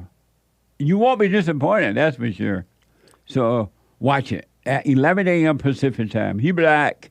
And then the American Anchor Baby at 4 p.m. Energy given to him by God. And his show is deep, too. All the shows are deep, but different. And I like that. The American Anchor Baby. How would you describe your show, American Anchor Baby? Nick's dream. Nick's world. Nice. Amazing. At 4 p.m. Pacific time. Let me go quickly back to Victor, first-time caller. So, Victor, you're getting married in September of this year, right? Yeah, I've been with her for like 5 years already. And you've been living with her that long? No, living like a year and a half. Oh, okay. Everything is paid for the wedding in September. Not fully, but like partially. Yeah. And you now see that you should, do you see that you should wait for one more year? I see your point. Yeah, I guess me not willing to do that shows that I'm not in control. Not like in control, but I lack. I guess I'm scared of something, right? Yeah, and what are you? And what are you afraid of? Put it off for 1 year. I guess like the backlash that you would get, but I shouldn't really care what people think, right? And what backlash will you get? Well, like if I stop everything, you know how people are. But like it shouldn't really matter. I understand. And how are people? You know, evil, just like me. And which is most important, your freedom of what people think about you or say? My freedom. What? My freedom. My freedom. And so do you realize you're trying to get this woman saved for you and not for God? Or for her own, or not for her own sake? Yeah, I can see it's a selfish reason. Yeah. And so what are you going to do now that you see? Man, would you recommend me going down this Sunday to your church? I'll drag her along. You would drag her along? And why would you drag her along? No, I'm playing. She doesn't want to come. She doesn't have to come. I'm playing. I can't. And do you realize you're trying to get her, quote unquote, saved for you and not for herself? I didn't think about it until today. But yes, I see what you're saying. Yeah, it makes sense. Yes, you're correct. And so, what are you going to do now? Man, I don't know. Everyone's calling me a beta in the chat. He's still gonna marry her. Are you still gonna marry her? I'll put it off for a year. You already know the answer, I think. Yeah. And what is the answer? I don't know the answer. What's the answer?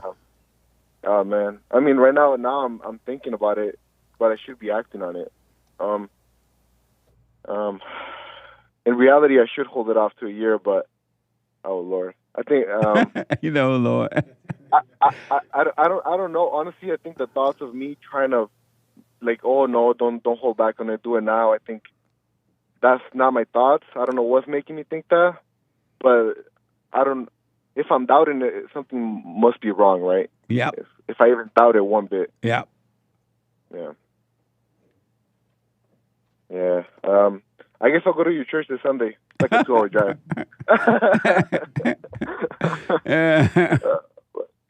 Yeah.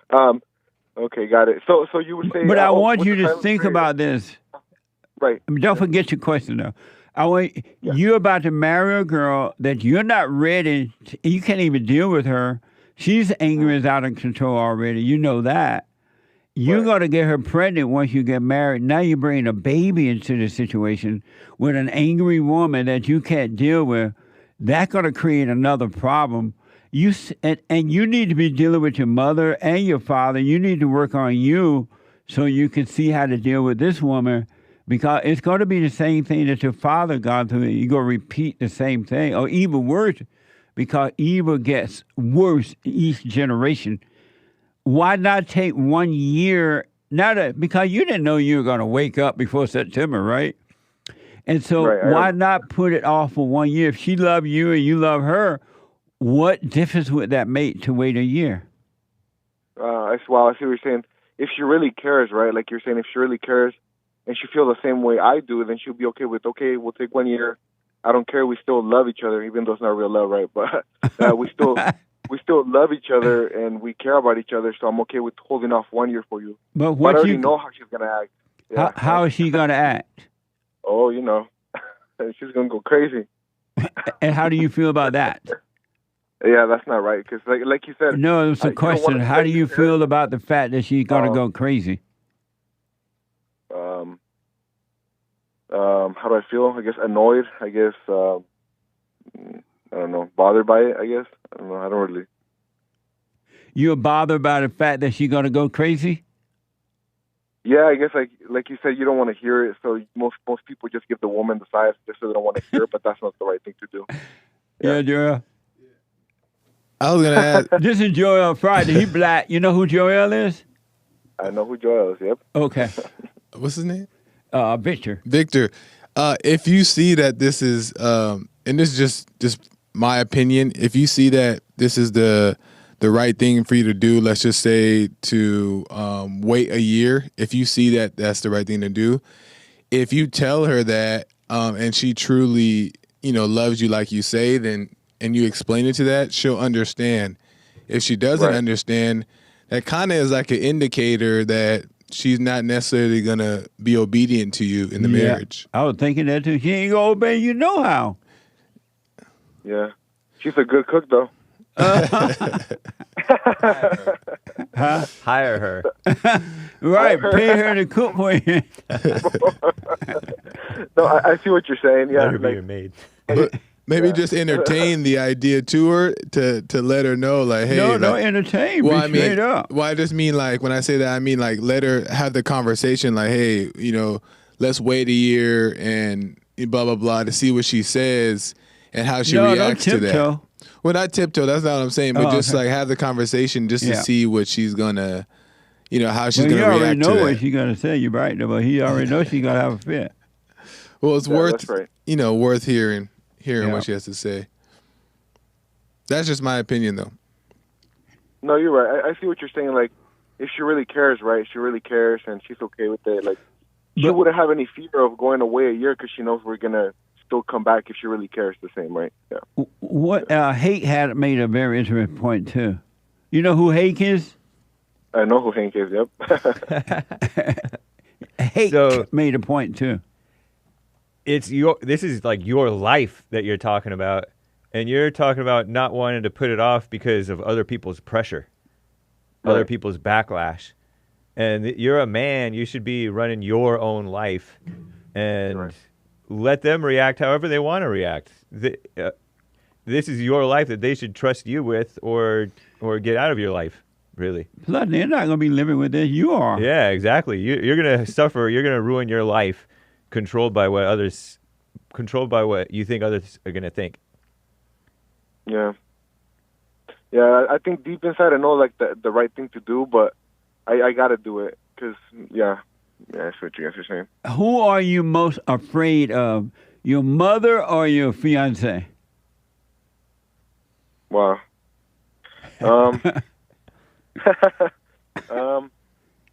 would say I used to be like, I guess you would say, like, not scared in the way that she'll beat me up, but scared in the way that she's going to react. But lately, I haven't really cared. I don't really care what she says anymore, but I still do care because I'm not willing to tell her this.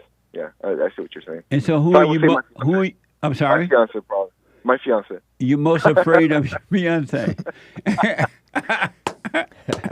And how old is she? She's 22, I'm 21. What now? No, but it's only like 2 months difference. So what is it like knowing you are married a woman that you are already afraid of? What do you think that's going to end up being like or becoming? Yeah. And no, that was a question.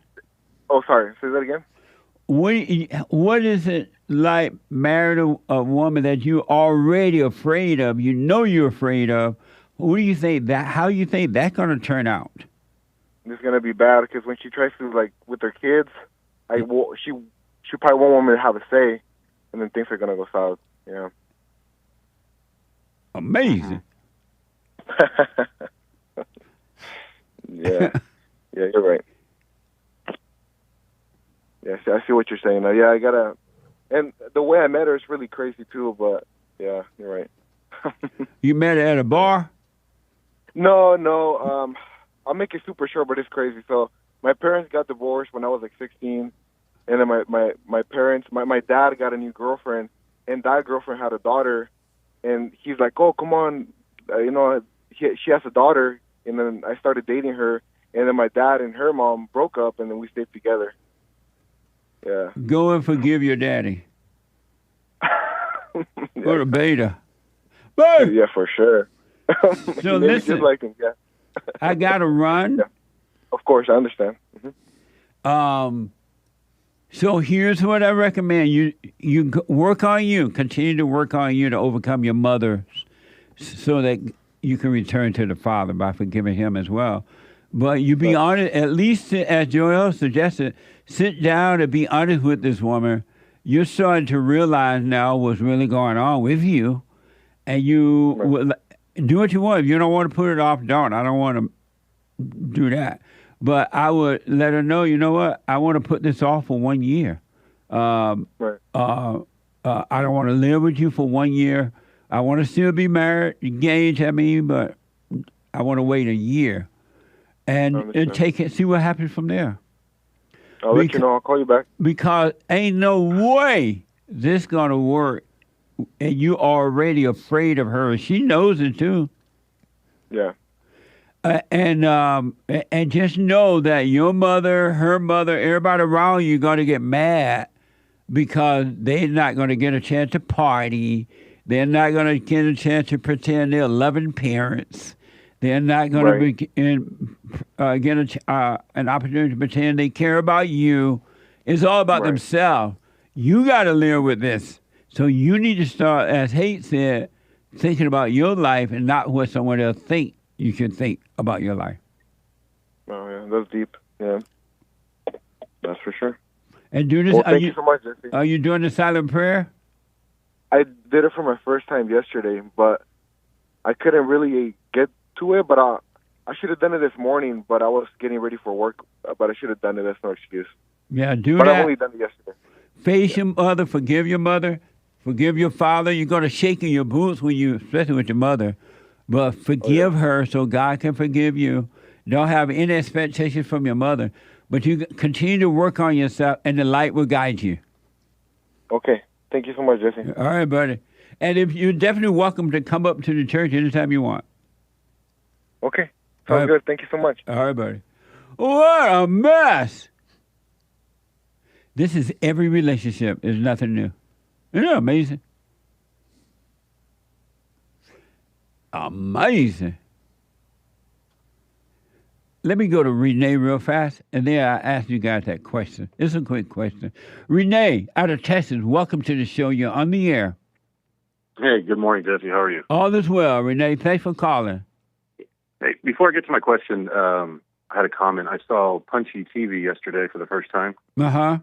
And I had a comment that just reminded me that any man that wears a shirt that has a zipper where buttons should be is definitely a beta. But he's talking about Joel Friday and his shirt. I remember you all talked about it last week, and then I saw the episode, so I was like, oh, yeah, there's the shirt with the zipper. That's definitely beta behavior. I stand out. So you guys go with the crowd. I stand out. That's alpha male. Thank you. That's right. That's right. I knew I'd catch a little bit of heat for that, but that's okay. Amazing. Hey, and check out PunchieTV, folks. PUNCHIE.TV. Check it out. Go ahead, Renee. So you said something last week that had me thinking, and I wanted to just see if you can clarify a little more your comment. But you said that Texas eventually was going to turn purple or blue. Yes. And I've been in Texas most of my life, and I actually lived in L.A. for a little bit. Well, I lived in Yorba Linda, but I worked in L.A. Well, that area. So anyway, I know what you're talking about as far as how like California used to be Republican, red, and it turned blue. But can you elaborate a little more about what you meant when you said that, or how do you think that's going to happen here in Texas? Because the people who ran to Texas from California and other states, they ran because they could not deal with what was happening in those blue states, right? They didn't stand up and vote out the government and vote in a better government. They didn't really run for office to enforce the type of laws that were good for the states or state that they were in.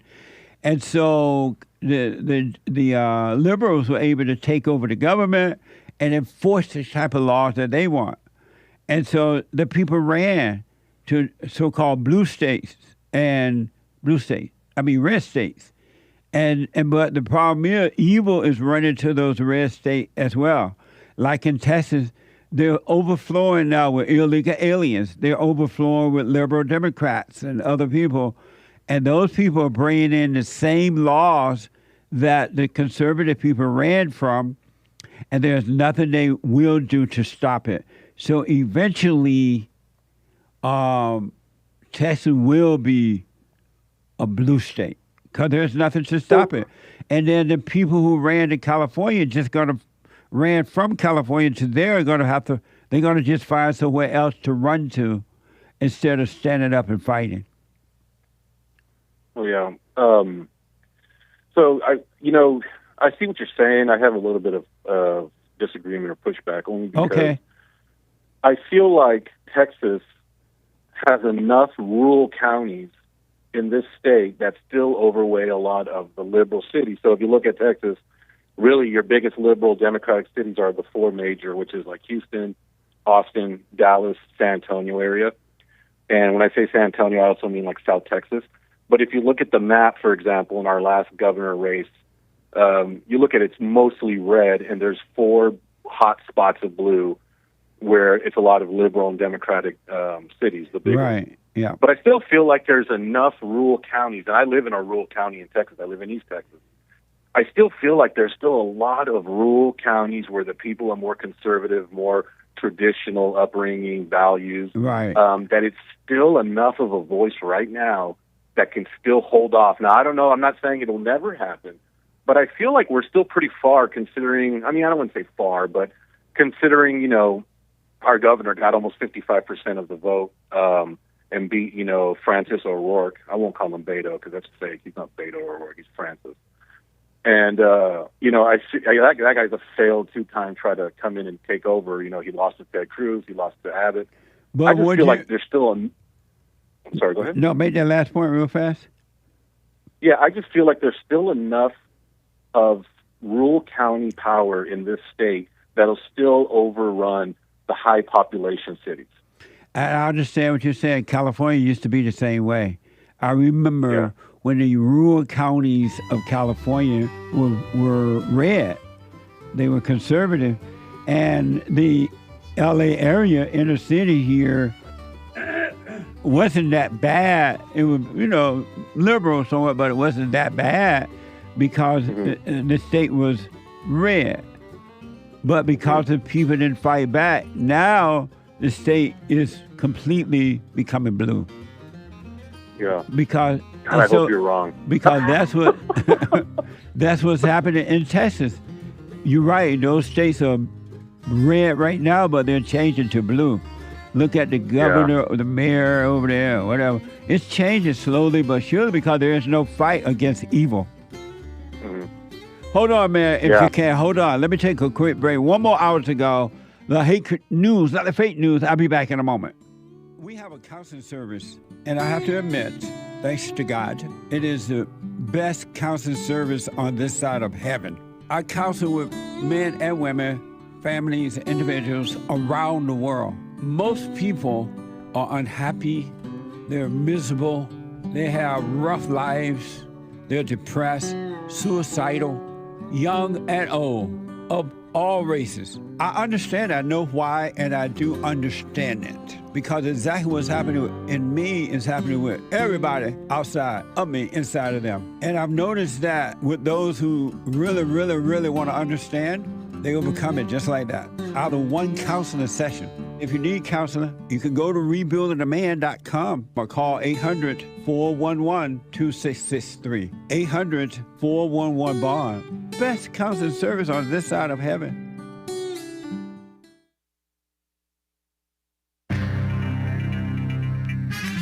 A whole lot of mess going on in the world. For example, Ukraine propaganda. It's still happening. What a mess. An ice cave collapsed. Those things are kind of cool. And Oasis is coming back. This is the end of hour 2 of the Jesse Lee Peterson Show. It is Tuesday, Country and Western Tuesday, August 27th, AD 2024. Excuse me. There is one line open, guys. You can call in right now during Hake News, not fake news, to get on hold, to get on air with JLP for hour 3 coming right up, right? Coming right up.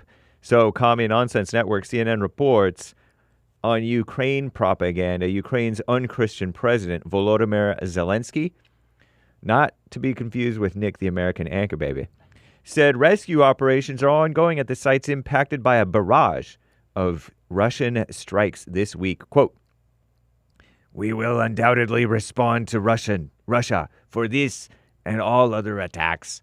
Crimes against humanity cannot go unpunished." That's a quote from Volodymyr Zelensky, vowing retaliation, an eye for an eye. Russia aimed some 200 missiles and drones at energy infrastructure, communist buzzword, and communities across Ukraine overnight Monday, making the biggest air attack since the war began, according to Kiev. That's the supposed capital of Ukraine. The Ukraine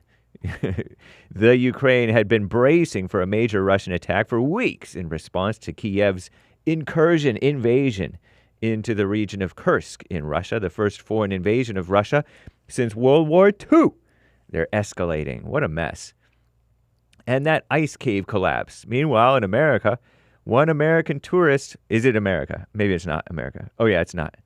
One American tourist is dead in Iceland, following the collapse of an ice cave. A group of 23 tourists from several countries, at least a few countries, were exploring a cave at the Pardon me, Icelanders. I don't know your words. Glacier. BREIO with a dolphin thing over it. AMERKURJO with a umlaut thing. Kull. KULL. Glacier. When the incident occurred Sunday, a couple of days ago, according to Iceland's public broadcaster RUV, more than 200 responders participated. 200 people trying to help these people, these suckers, participated in the rescue operations. A massive amount of ice has been broken down and moved, almost all by hand.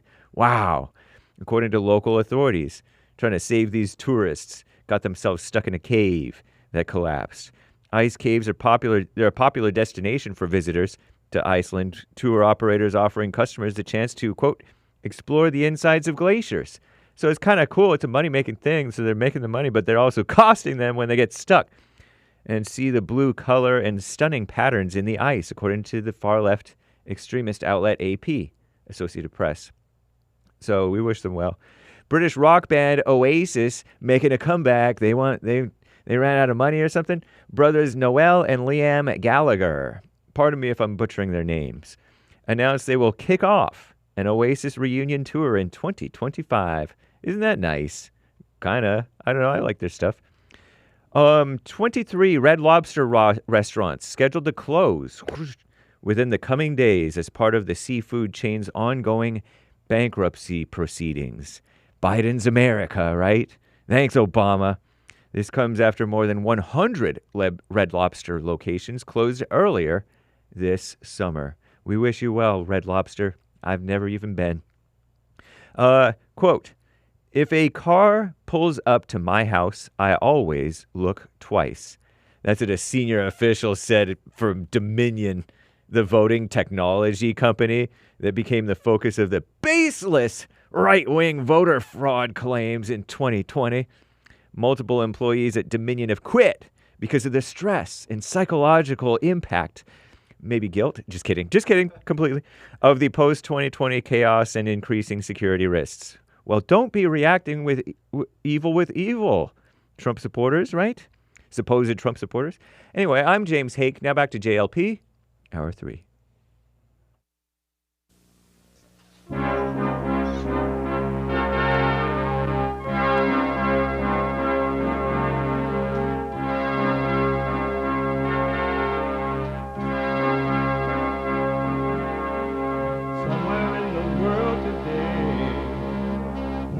To stand up strong, face the truth about themselves, to understand what went wrong. I know we can find a way. I know we can find a way. I know we can find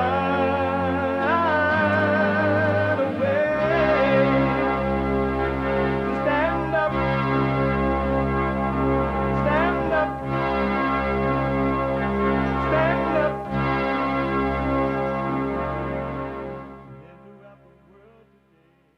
Uniting the races with truth instead of dividing them with lies. We're also rebuilding the family by rebuilding the man. I am Jesse Lee Peterson. Welcome to the third hour of the show today.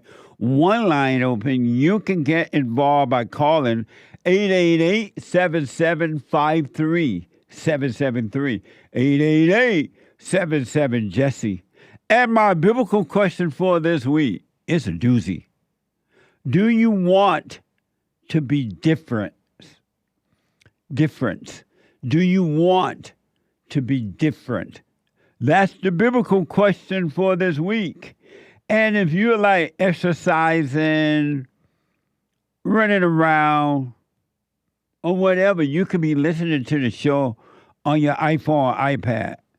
And you can podcast, but you could be listening while you're doing whatever it is that you're doing, because we are heard around the world by everybody. And they mama if you're black, they mama if you're white, and their mama by calling the listen line at 605-615-4131. 605-615-4131. And good morning around the world. Good evening, good night, goodbye for tonight. For those who like gone to bed, I talk to people around the world by counseling and here on the show, so I'm grateful.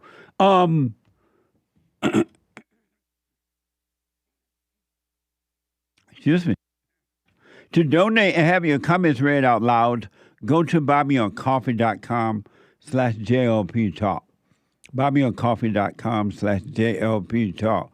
Or Bond JLP Cash App. Bond JLP Cash App.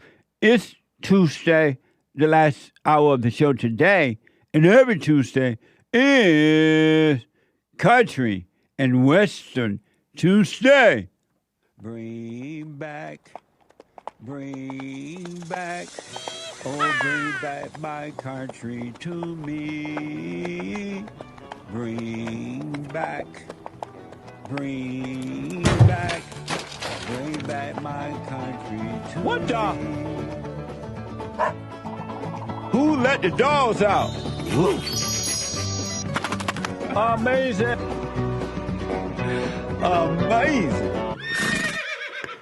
Amazing. Before I go back to the phones, did you hear that Kamala Harris yard signs are making a statement in Gilbert, Arizona? I guess this is true. I'm just reporting it. According to this report, Kamala Harris yard signs are making a statement in Arizona, Gilbert, Arizona. Check this out. All right, whoever did this, absolute hero among us. drug traffickers for Harris. Read them, Nick. Illegal aliens for Harris. Oh. We got shoplifters for Harris. Gang members for Harris. Sheep for Harris. That's a big one. Big voter group. Socialists for Harris. Sheep for Harris. Shout out Gilbert, Arizona. Someone's got their head on straight out here. Isn't that amazing? The first one, if you missed it, said drug traffickers for Harris. Can we see those pictures again? Is that possible? No. The video again? No. Sorry. I thought we had photos. I do have photos. Let me show you. Drug traffickers for Harris. Whoever did this. Funny stuff. Look. Drug traffickers for Harris. Illegal aliens for Harris. Gang members for Harris. What the? And for everybody else, sheep for Harris. Amazing. It's amazing. I don't understand. I'm not in the lack of understanding about this, but it's amazing to me that there is one person on earth that will vote for Kamala Harris. There is no reason at all, zero reason. There's not one reason to vote for her. Really. Think about it. There's not one reason to vote for Kamala Harris, and yet one person got to vote for her. That's mind blowing, but I understand. I really do understand. Amazing signs. One last thing I want to show you really quick. Did you hear that there was a judge, according to this report in Detroit, a Detroit judge humiliated a teenager, and the mother is suing. This is interesting to me, and I want to know what you all think about this. Really, I want to listen, watch it.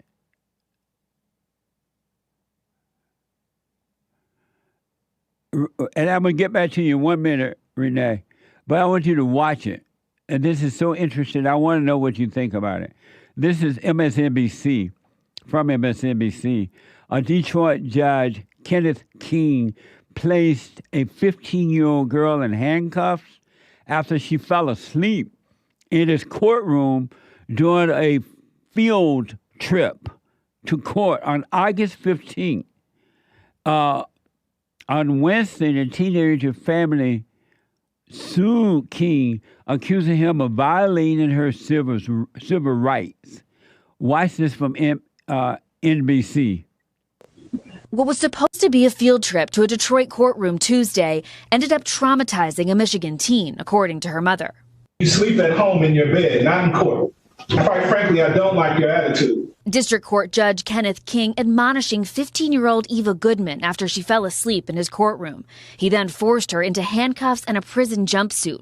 Eva's mother outraged, and tonight planning to press charges. Yes, she was having trouble sleeping, eating. A live stream of that court hearing was recorded and then broadcast by local news outlets. You're old enough to know better. What is your problem? I apologize. Tired because Eva and her mom don't have a permanent address and say they got in late the night before the field trip organized by a nonprofit summer program. She's still having problems with understanding why would he do that to her. The judge, who says he's since received violent threats, removed from his criminal case docket as he undergoes, quote, necessary training, according to the court's chief judge.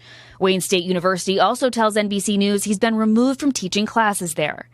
Judge King declined to comment to NBC News, but told local media his reaction was because of Eva's attitude and told the Associated Press, I wanted this to look and feel very real to her. Amazing. Black people, something else. That's just black, the people black. See how black people, something else.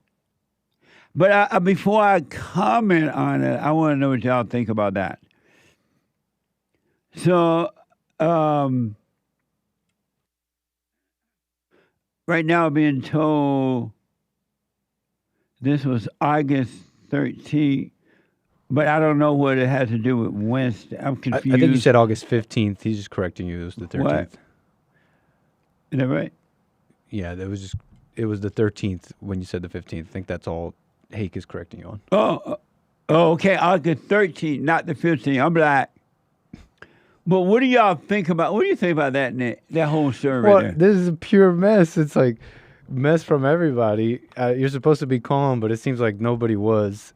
Although I want to say, I kind of want to see what it was that got him, that through the judge that set him off, because they're saying it's because she fell asleep. Right. But in the video, he's saying your attitude. It's So how I she wonder had if a she fell bad- asleep and then he called her out on it, and then it turned into an even bigger mess. She started acting out. I wonder what happened.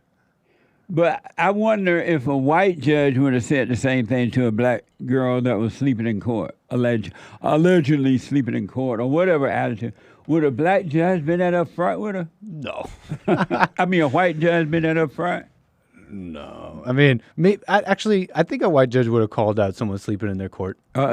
Because normally they tell you can't sleep in the court, no phones, nothing. But I'll say my little piece. But you wanted to scare her straight. Evidently. What the?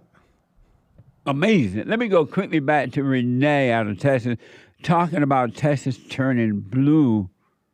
Renee, do you see now that California used to be red too, for the most part, and because the people didn't do anything, it turned blue. And the same thing, even though over there in Texas, outskirts of Texas are still red, but it's closing in to become blue because there's nothing or no one to stop it. Yeah. Other than voting, what else can be done to change it, Jesse? What do you think? You could vote, and those people who believe in bringing back the police, enforcing the laws in the right way, they can run for office. Yeah. Something in the municipal level, local levels, right? Yeah, start out local and grow into it. But if the people don't stand up and fight in the right way, meaning get involved, you're just going to continue to get what you're going to get. And I can promise you that Texas will turn blue if things don't change. Because these people, they're bringing in all type of illegal aliens from around the world into Texas. And you got Texas, Hake gave me something that was going on. The mayor or something in Texas was something.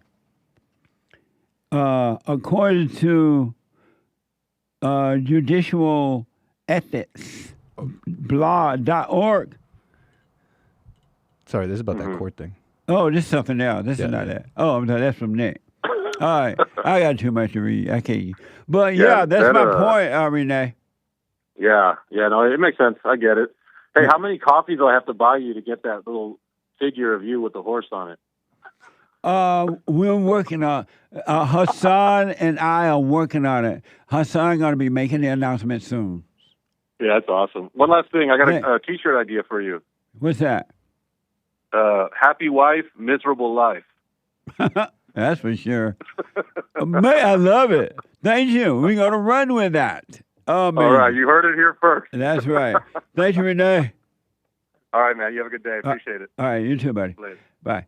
888-7753-773. Let me go to Ronnie. There's a line open. Ronnie out of Ohio. Ronnie, welcome to the show. You're on the air. Uncle Jesse, how you doing today? All is well, sir. Thanks for calling. Absolutely. I cut right to the question. Okay. When you say things like, I want my country back, it's over for America, even things like Texas is going to turn blue, is that having a wait and see attitude, or is it something different? Well, I've already waited, and I now see that the country is not coming back. Okay. What about Texas turning blue and it being over for America? Because Texas turning blue because there's no one there to stop it. And the people who ran from the blue states to the red state like Texas, they're doing exactly the same thing they did in California. They move out into the suburbs. They live out there. They're watching what's going on. They're complaining about it, but literally doing nothing about it. while in the meantime, the people who support blue states, they're running for government, they're getting laws passed, they're bringing in illegal aliens, they're getting IDs for them that they might vote, they're giving them free stuff, which would encourage them to vote for the Democrats. They're taking action while the other people are just comfortably living out in the suburban areas, but doing nothing. But if Texas is, because it's a red state right now, right? It's red, as he said, out in the suburb areas, but not in the big cities like Dallas and Houston. The big cities are pretty much blue. But the state as a whole, like the state legislature is mostly Republican. I'm pretty sure the governor's Republican. Well, the governor is, but I'm not sure if most of the legislation is. It might be still, but that's changing too, because they're electing blacks and Mexicans, and that's and more of the voters there are black and Mexicans now. Okay, so you think it's gonna happen, but it hasn't happened. I don't personally consider that having a wait and see attitude about No, but I see that it is happening already. Yeah. When I was last in Texas, my limo driver told me, he was white. He was telling me that, man, Texas is becoming blue. We can't stop it. Even in some of the suburb areas, it is now becoming blue. So it's already happening. It's not something I need to wait and see, because I see now that I waited and it didn't change from it just became more and more blue. So I now see that it is becoming blue. Yep, fair enough. Fair enough. Amazing. Thank you, man. Absolutely. One other thing, if I could touch on it, I watched PunchieTV yesterday. Yes. Amazing show. Thank you. I felt like y'all was going a little hard on Tyrese for crying. I'm not sure that Tyrese, the black man that was, yeah. You were saying things like,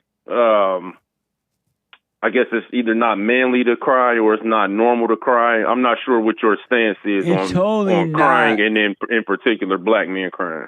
It's not normal for men to boohoo like that. And it's not normal for men to cry about situations. And he was saying, black men cry, something like that. He should not be encouraging other black men to be beta like that. Okay, so crying is beta? To that level, for sure. Do you think it's okay for men to cry like that? When you say like that, that's you getting specific. I'm more talking holistically on just the topic of crying. I don't think there's anything wrong with crying. If people are putting on the show, or they go live on their social media and they try to get followers or sympathy, right? I don't agree with that. But just the act itself of crying, there's plenty of examples in the Old and the New Testament of people crying for different reasons. Do you think that Tyrese, that's his name, right? Was he putting on a show? I'm not sure. From what I understand, he was saying it was a side effect of whatever medication he was on, and then I don't really want to get into the topic of my skepticism of medicine. Yeah. But do you say that it's normal for a man to be crying like that?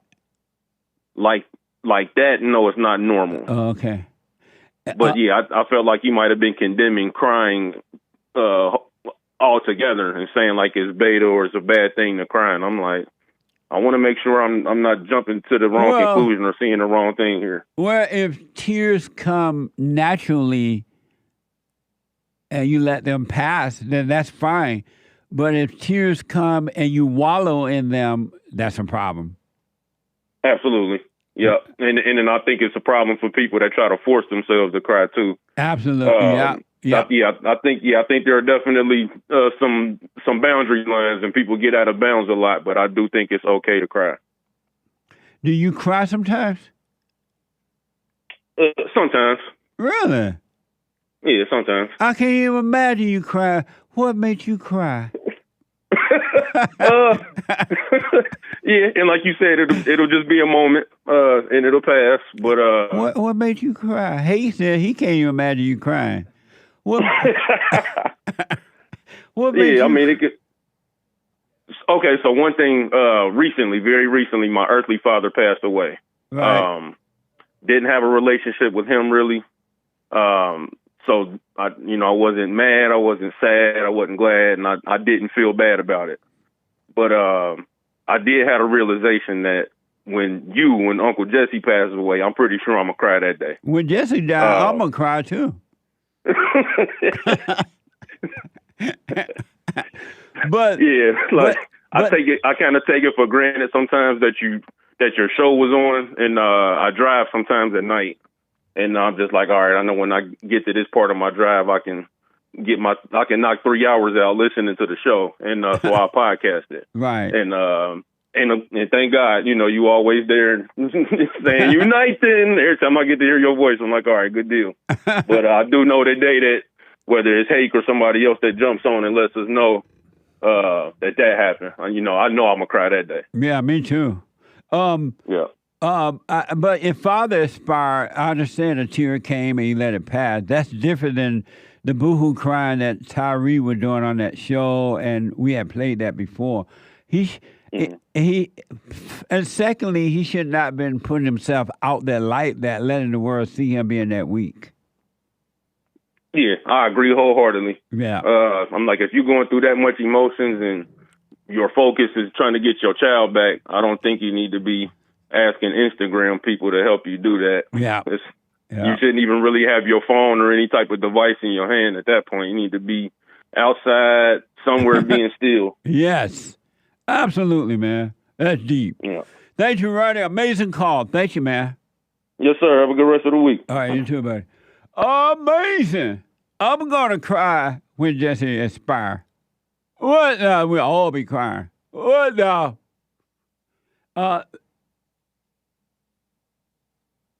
Let me go to Canada real fast and talk to Matthew. Let's see here. Matthew out of Texas. Matthew, welcome to the show. You're on the air. Hello. Hey, Matthew. So I was just calling up. I was going to ask a question, but first did I say Texas or Canada? Canada. I heard Texas. I'm from Canada. Oh, okay, Canada. You said Canada, then you said Texas, I think. My bad. I wish. Texas sounds cool. Yeah. So, last time I was talking to you, I asked you questions about something, and you said you didn't know about it because you weren't interested in it. And, after a while that came to me, I just thought maybe interest is talent. So if you're interested in something, you're talented in it. What do you mean by that?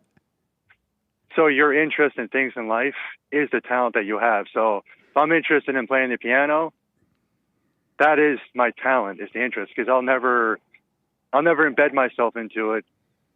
But you can be interested in eating sweet potatoes, but it's not your talent to make them, to cook them.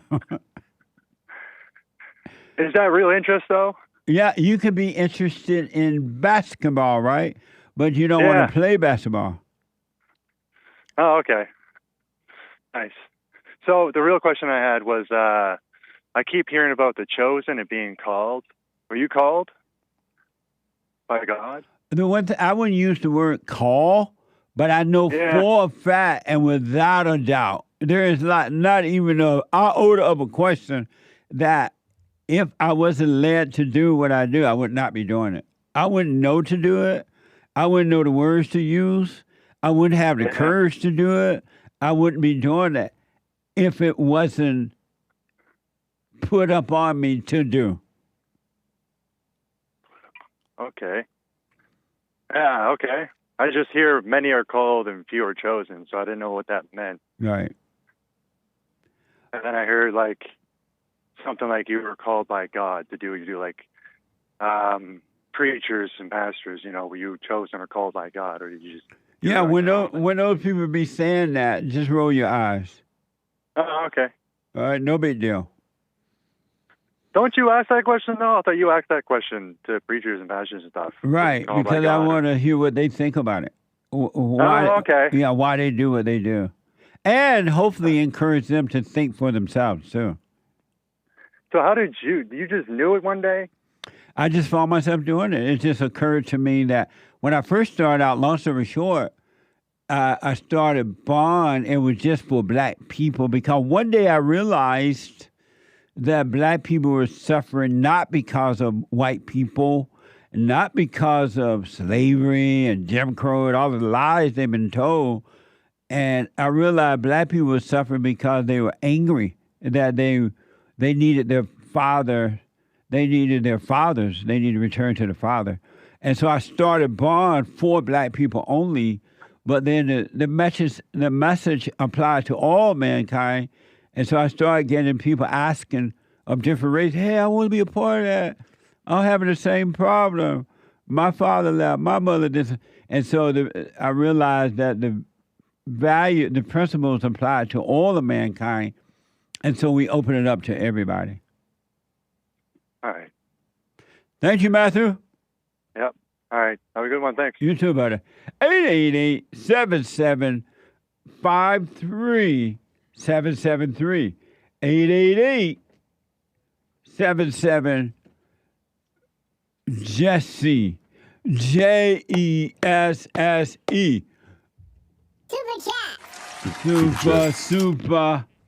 Super chat.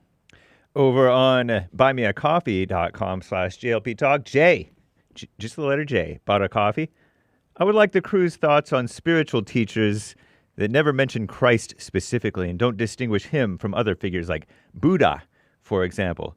They describe the exact same mechanism as JSC's silent prayer, yet never mention Christ, just the mechanism of detachment from thought and emotions, just without being Christian. Thoughts? Well, I've never, over the years now, I've been hearing about a lot of those people, but I haven't had time to really see what it is they're doing. I do know that only God, because it's a spiritual battle between good and evil, only God can save us.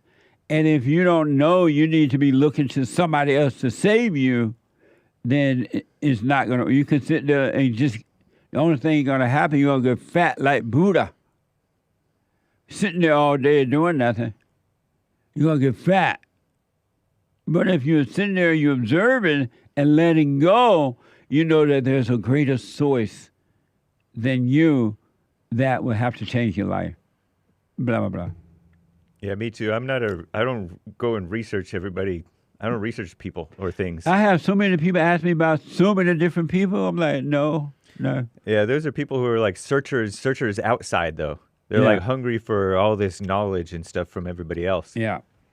So, no, I don't. It's not the way to go. I don't listen to all those people, so I'm not up on what they're about. Amazing. Thank you. Hannes bought another coffee. Yes, Hake. That is how I pray sometimes. Please, God, no, please, God. God, like, what the? Laughing faces with tears. And you're pronouncing my German first name correctly, Hannes. Oh, okay, cool. Nice. See, I'm calling him Irish because he's part Irish, I think. But his first name is German. Sweet. Nice. And okay sign emoji, not 666. Thank you so much. Derek bought a coffee, DEREK. I get it, Jesse. Black and slow. The biblical question answer. He's tried twice already, or 3 times maybe. Do you want to be different? No, I don't want to be different, as I want for nothing. 3rd time a charm, I guess. That is a charm. You answered. Nice. You said, no, I don't want to be different. Nice. Thank you, Derek. And I'll put my 2 cents in on Sunday. And he's doing the theme for the 2024.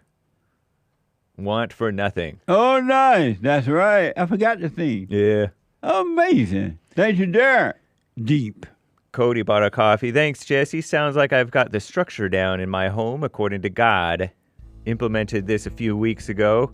but I have been correcting my wife the past couple years with her emotions in front of the children, so it's nice to hear. I've naturally been doing that. Used to get the snap back from her, but as of lately, she's seen the changes happen to our 7 and 5-year-old. She stops without arguing, and I simply say, zip it in the moment. The older two have some work to do, but I'll be darned if I let our 1-year-old suffer the same way they did for the first 2 years. What the? Thanks right again. on. Stay with it. And give her about 50 years, she'll come around, and then you'll die. Thank you. Let me take a quick break. When I come back, we'll finish the Super Chats and your phone calls right after this break. The D-Live line is open. Treasure Chest is open on D-Live. Back in a moment. So I asked the question, are you better than a child molester? I've discovered over the 30 years of counseling, the one thing that's missing,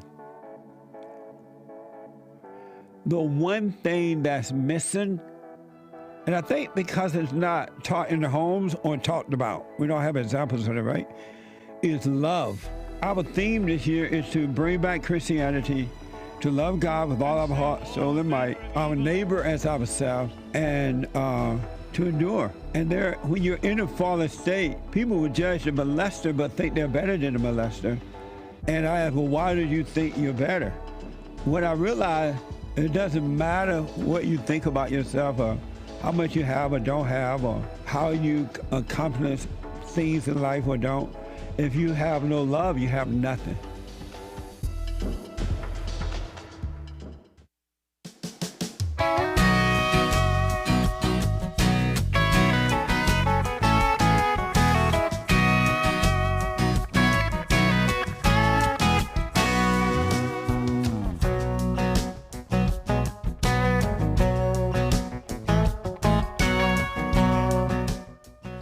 Support us on by going to rebuildingtheman.com. Go over there and make a donation, folks. We need the money.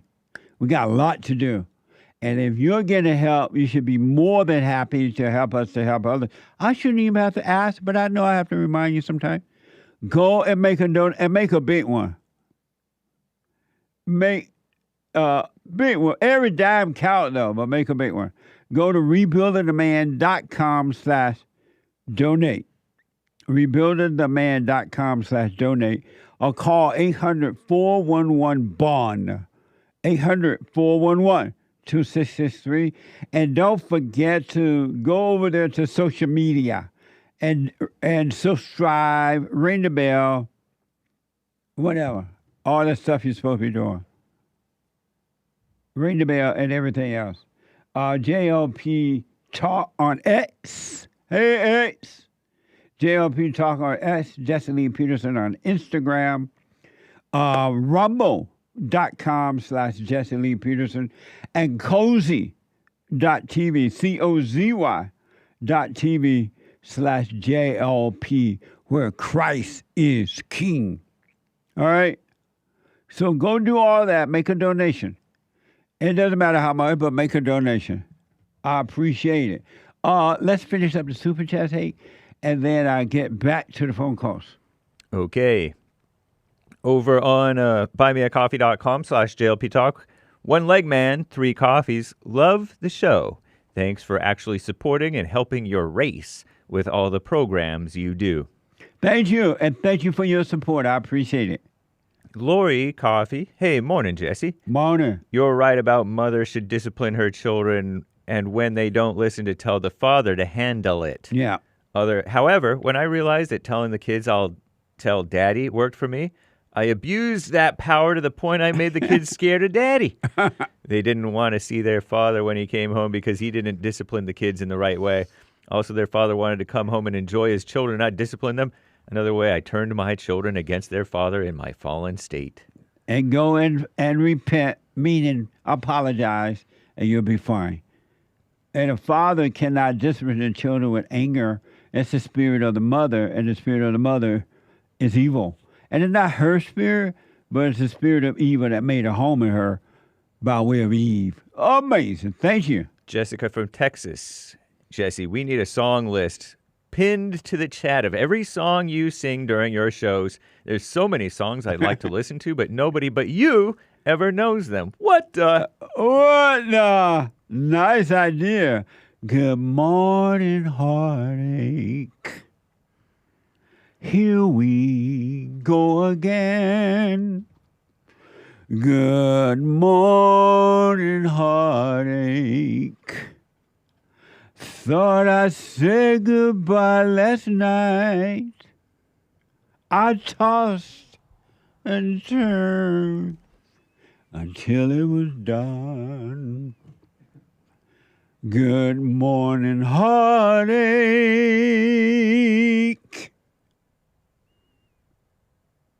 Sit down. Amazing. Thank you. That's Good Morning Heartache from Billie Holiday. Billie. Nice. Amazing. Pin that chap. That's right. And thank you, guys. I do believe that is all for now. Oh, shout out to the top contributors on D Live. The D Live crew, Aries One, and everybody else. Sorry, my bad. Amazing. Thank you. Games for Rec, Groovy Monkey, Fatty Wat. Thank you, guys. Nice. Fatty Wat. Oh, yeah. Thank you all very much. I fell in love with you the first time I looked into them their eyes. You got the beautiful kind of eyes that them their eyes. Them their eyes. What the? Who's that? Them their eyes. More Billie Holiday? I rest my case. Them Their Eyes by Billie Holiday. I rest my case. Nice. If you can't find the song after the singing, you don't want to find it. Amazing. Thank you, Hake. Yeah. Thank you all for the super chat. Let me go quickly to the phones. Let me go to Bianca out of Texas. Bianca, welcome to the show. You're on the air. Hi, Jesse. Hey, Bianca, welcome. Thank you. It's been a while. Yeah, I haven't heard from you in a day or two. I know. I was wanting to ask, I didn't catch what y'all mentioned about the mother and disciplining and stuff. However, that was one of my main questions was, what does that look like what does that look like for the mother to discipline the child at home while the father's at work? Because if the child's not listening or following instructions and just plain out refusing and yelling, throwing things, what's the mother to do? Number one, stay calm. Don't get angry. And if the child is overreacting, this child want to play with a toy. You say, no, I told you to wash the dishes first. You didn't do it. And the child starts to pout and pout. You stay calm and just say, okay, you're not getting the toy, and I am going to let your father know how you've acted when you get home. And don't overreact, and that child will come to order. And what are your thoughts on timeouts or spanking? Well, if the spanking, you said spanking? Yeah, what are your thoughts on that? Oh, spanking would be rare if the father and the mother are in order, if they have no anger. It would be rare that you would have to spank a child. Most of the time, when parents have to spank their children, it's because the parents are out of control, so the kids are out of control. Right. Okay. Yeah, we don't spank, and, it's just kind of, our daughter's 6.5 and getting to that age where she's testing boundaries and walking away while we're talking to her. And, father's at work, and he does most of the disciplining. However, she knows that because she won't get any type of consequences until he's home, she continues to... No, but you're there watching over her. You can tell her, hey, you're not going to play with your toy. Or you're not this.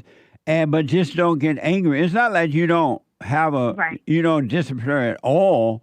It's just that you let her know that when Dad gets home, he's going to deal with this. But you still take some disciplinary action if you need to.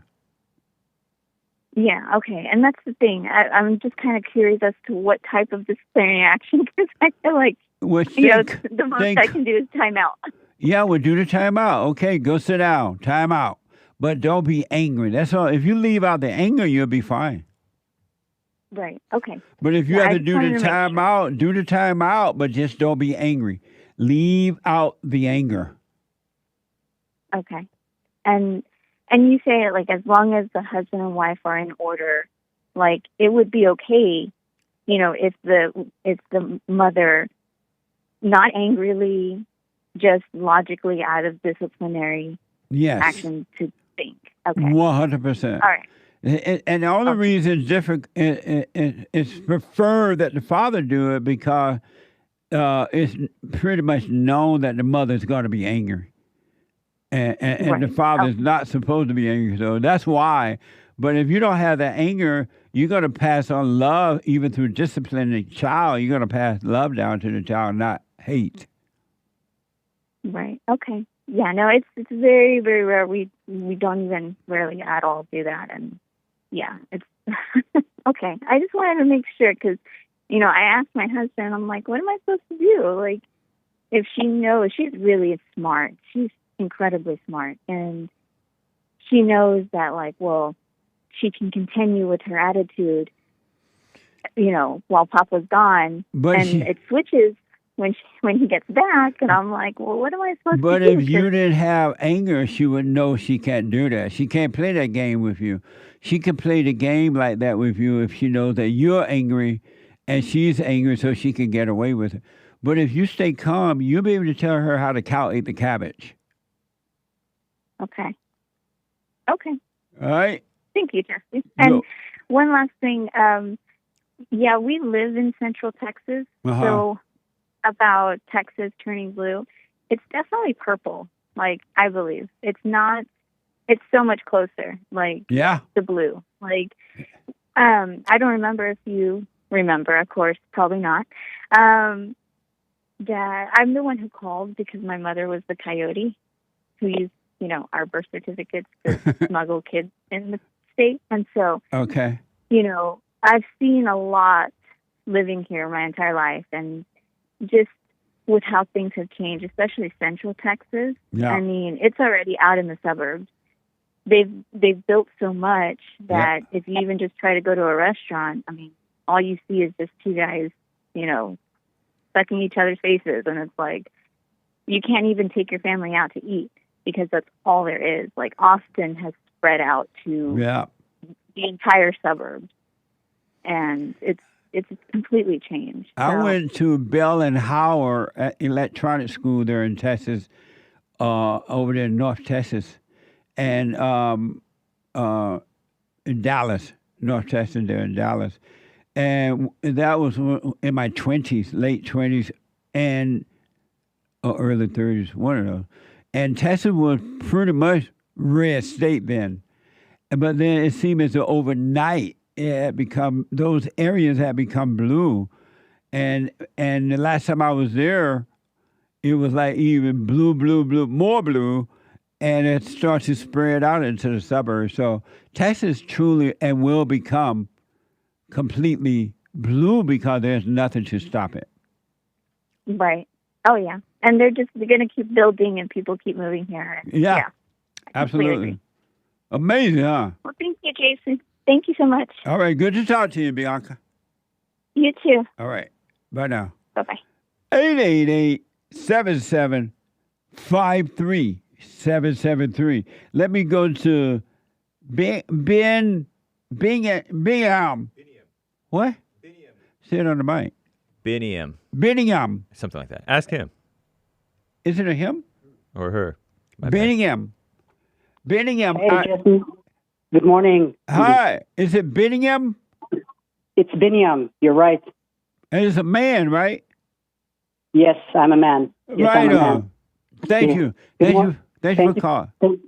Thank you for taking my call. I want to ask you about what you spoke earlier about the judge and the young woman. Real quick. The black judge been suspended for allegedly punished a young black girl for sleeping in a court. Yeah, real quick. What is your stand on it? Personally, I think the judge did the right thing. And personally, I don't think that the judge should have been suspended for it because these parents are raising their children to be out of control anyway. And somebody got to have some order somewhere sometimes. You're right. I also agree with what you're saying. My thought is that the courtroom is one of the most serious rooms or places in any other institution or any place you go. And so if you go into a room, there are a lot of specific rules and regulations that a person or any individual have to follow because it is a room where a lot of lives are, either sent free or go to jail. It's a very serious place. And so everyone has to follow the rules strictly. It's a very strict place. And so I can understand why the child fell asleep. And perhaps, we can make an excuse saying she's a child, but still people have to learn out of it, especially young people, young men and women. And so the judge did whatever he had to do to first and foremost teach her a lesson personally, that you have to come to a court ready and that you have to follow instructions, number one. And also, he has to make an example out of her for other people. It's a necessary training, like they were saying. But the worst thing that happened was, I'm sure the young lady have learned something out of this. But the worst thing is the mother, that she turned on him and sued him because she doesn't have the understanding that the upbringing of a child also involves the community. It's a child does not raised up only by his parents. Also, the community have a responsibility to raise the child. And the judge was taking that responsibility. And so the mother did a worst thing a parent should do, and she sued him or whatever. She spoke against him. That is a big mistake that she has done. Yeah. Had it been my parents, my father or my mother, the way I was raised up, my father or my mother would call the judge and they would tell him, "Sir, thank you very much for reprimanding our child. He has learned a big lesson. Thank you very much. Yeah. You should come for dinner to our place." And that's how I was raised, and that's how I become where I am. But now that even a child cannot, now this young woman is going to have a trauma because her mother has filled her with negative thoughts about judge or about courtroom and things like that. When she grew up, she's always going to have a hate for people who follow laws or lawyers or judge or anything like that. She's always going to say, "Oh, I had a trauma 5 years ago. This happened to me. This happened." That's a good point. Yeah. Whatever happened to her was right, but her mother have diluted her. And so we have to understand that the upbringing of a child involves the community. We have to put our faith in our community. Now this has been done, and tomorrow, who knows? Even if you go out and say hi to your neighbor who happens to be 15-year-old child, his mother or their mother would come back to you and be like, they sue you for saying hi or something. And so slowly but surely we're becoming like animals.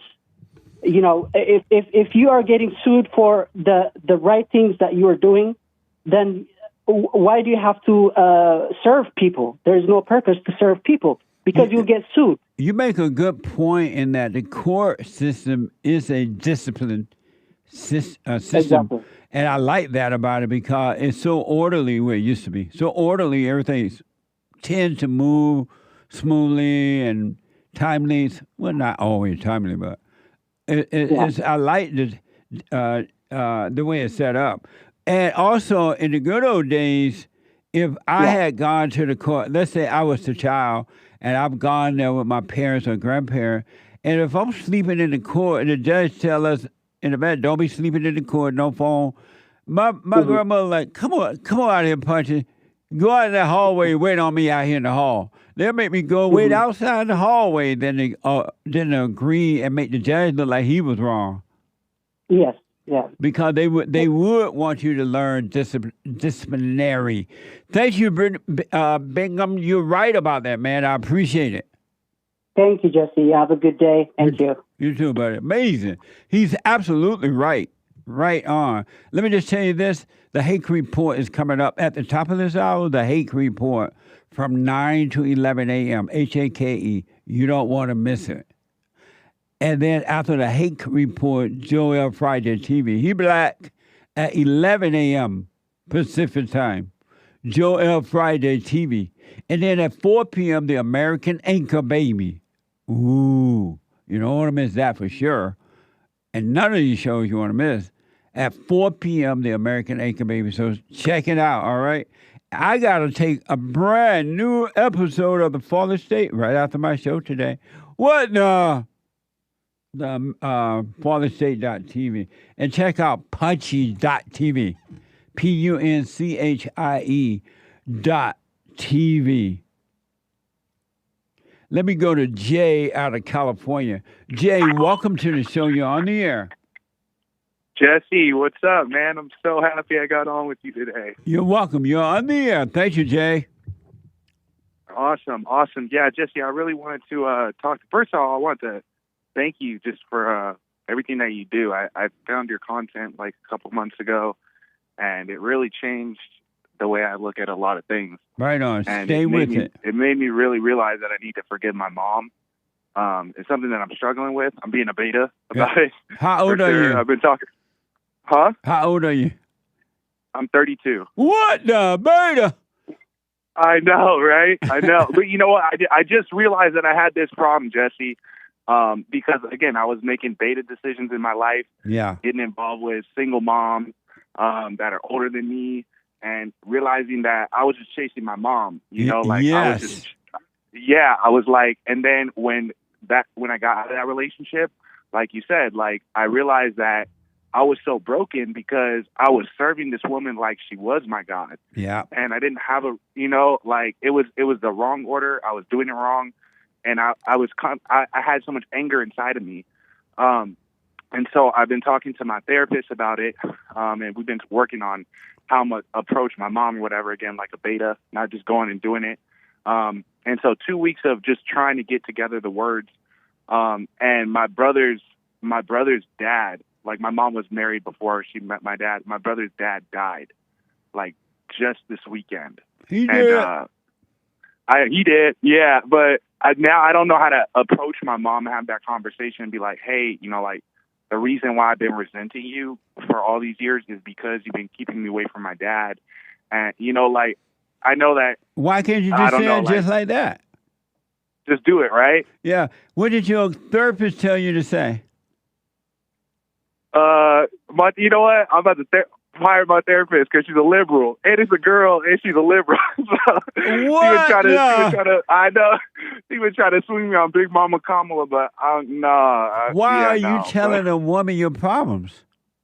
I know. No, I'm telling my woman my problems. And you know what I'm telling her? I'm telling her that my... Look, hold on. You seeing a female therapist, right? Yeah. Why are you doing that, man? That doesn't even make sense. A man should never tell a woman his problems. I know. And that's literally what I'm telling her. I'm like, my problem is I keep telling these women my problems. And I'm literally telling a woman my problems and doing that. And so knowing you shouldn't be doing it, why you keep doing it? I know. I'm a fire. What? Because I'm being a beta, Jesse. I know like, thanks to you, I know that I need to forgive my mom. But I'm using the therapist as a crutch. Yeah. You're right. I'm being beta. One mama to another one. All you need to do, now that you see that you need to forgive her, now just go to, hey, mother, I've been resenting you. You turn me away from my father. And I'm throwing out, you impose your will on me. You try to control me. I know now I'm wrong for resenting you because you can't help yourself. I'm sorry. And God will forgive you. It's just that simple. So you're saying don't give it no time? Like, it's fresh right now. Like, my brother's dad just died. Like, don't give it no time. Like, I've been struggling with this, man. Why would you put off the day for tomorrow? Well, another thing is, like, Take I'm no in LA, thought about tomorrow. Yeah. But my mom lives in Georgia, though. They don't, and I want to face her when I do it. Can't you? When will you see her? I don't know. Like, that's what I'm saying. Like, should I book a trip out there? Should I do it at the funeral? Can you FaceTime her? Yeah. Okay. Oh, by the way, Mother, I heard that one of your husbands died. Oh, I forgive you for what you've done to me. You turned me away from my father. Yeah. Okay. So just don't wait. Just do it. Why put off? Why would you thought about tomorrow? I don't know. I guess because my mom always kind of had us like grow up to like care so much about like how she feels and like she was always like the victim. You gotta. That's your problem. You gotta overcome your mama. She played victim so that she can control you. She was the villain. She was not the victor. Victim. Yeah.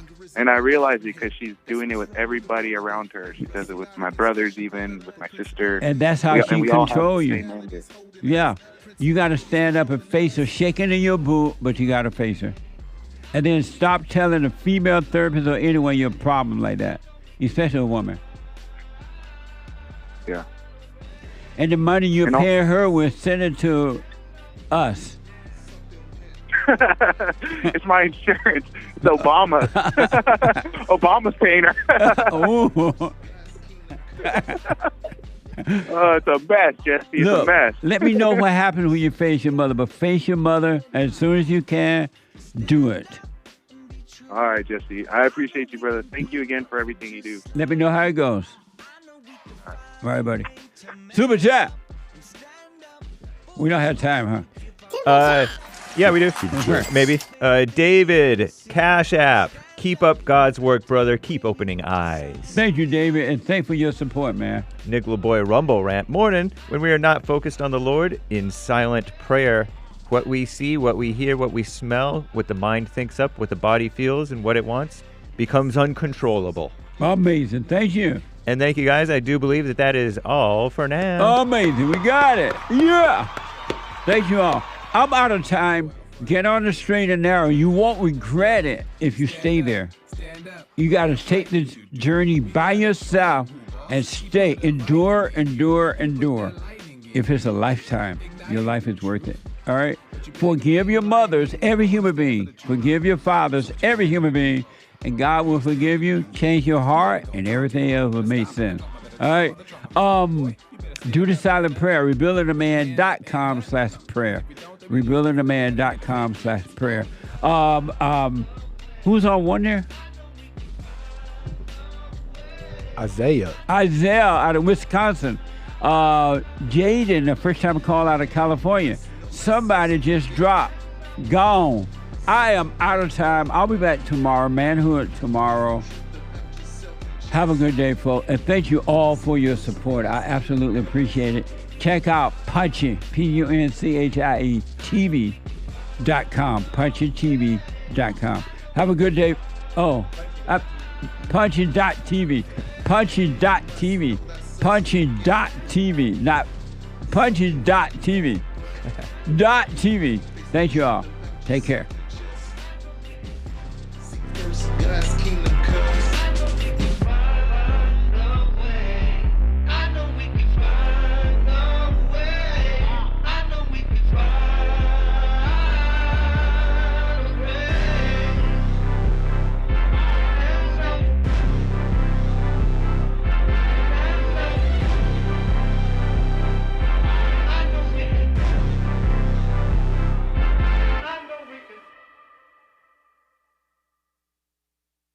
I read or heard that some Republicans are starting to pull their advertisements from Google or whomever, right? Because so many conservatives are being shut down, discriminated against, shadow banned, and all that kind of stuff. So conservatives are starting to fight back. It is happening to us too. I'm just taking it one day at a time. But you can go to JLPtalk.com and find all the ways to support us. You can check out rebuildingdemand.com and support our nonprofit organization. You can call 800-411-BOND, 800-411-2663. And don't forget to like, subscribe, follow, share, and Sunny. And also, we have thefallenstate.tv. Ring the bell.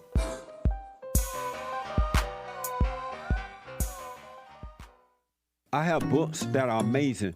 I highly recommend you get them. 7 Guaranteed Steps to Spiritual, Family, and Financial Success Guide. Even if you're not starting a business, but you have a job, or you're on welfare, it can help you if you do. Be doers of the word, all right? From rage to responsibility. From rage. That's what I write about in the first chapter, especially how I overcame. Scam. How the black leadership exploits black Americans. They're using them, and blacks are too willing to be used. And then my last book, The Antidote, Healing America from the Poison of Hate, Blame, and Victimhood. They are all amazing books, and they are helpful. Go to rebuildingtheman.com if you want an autographed copy, or call 800-411-2663.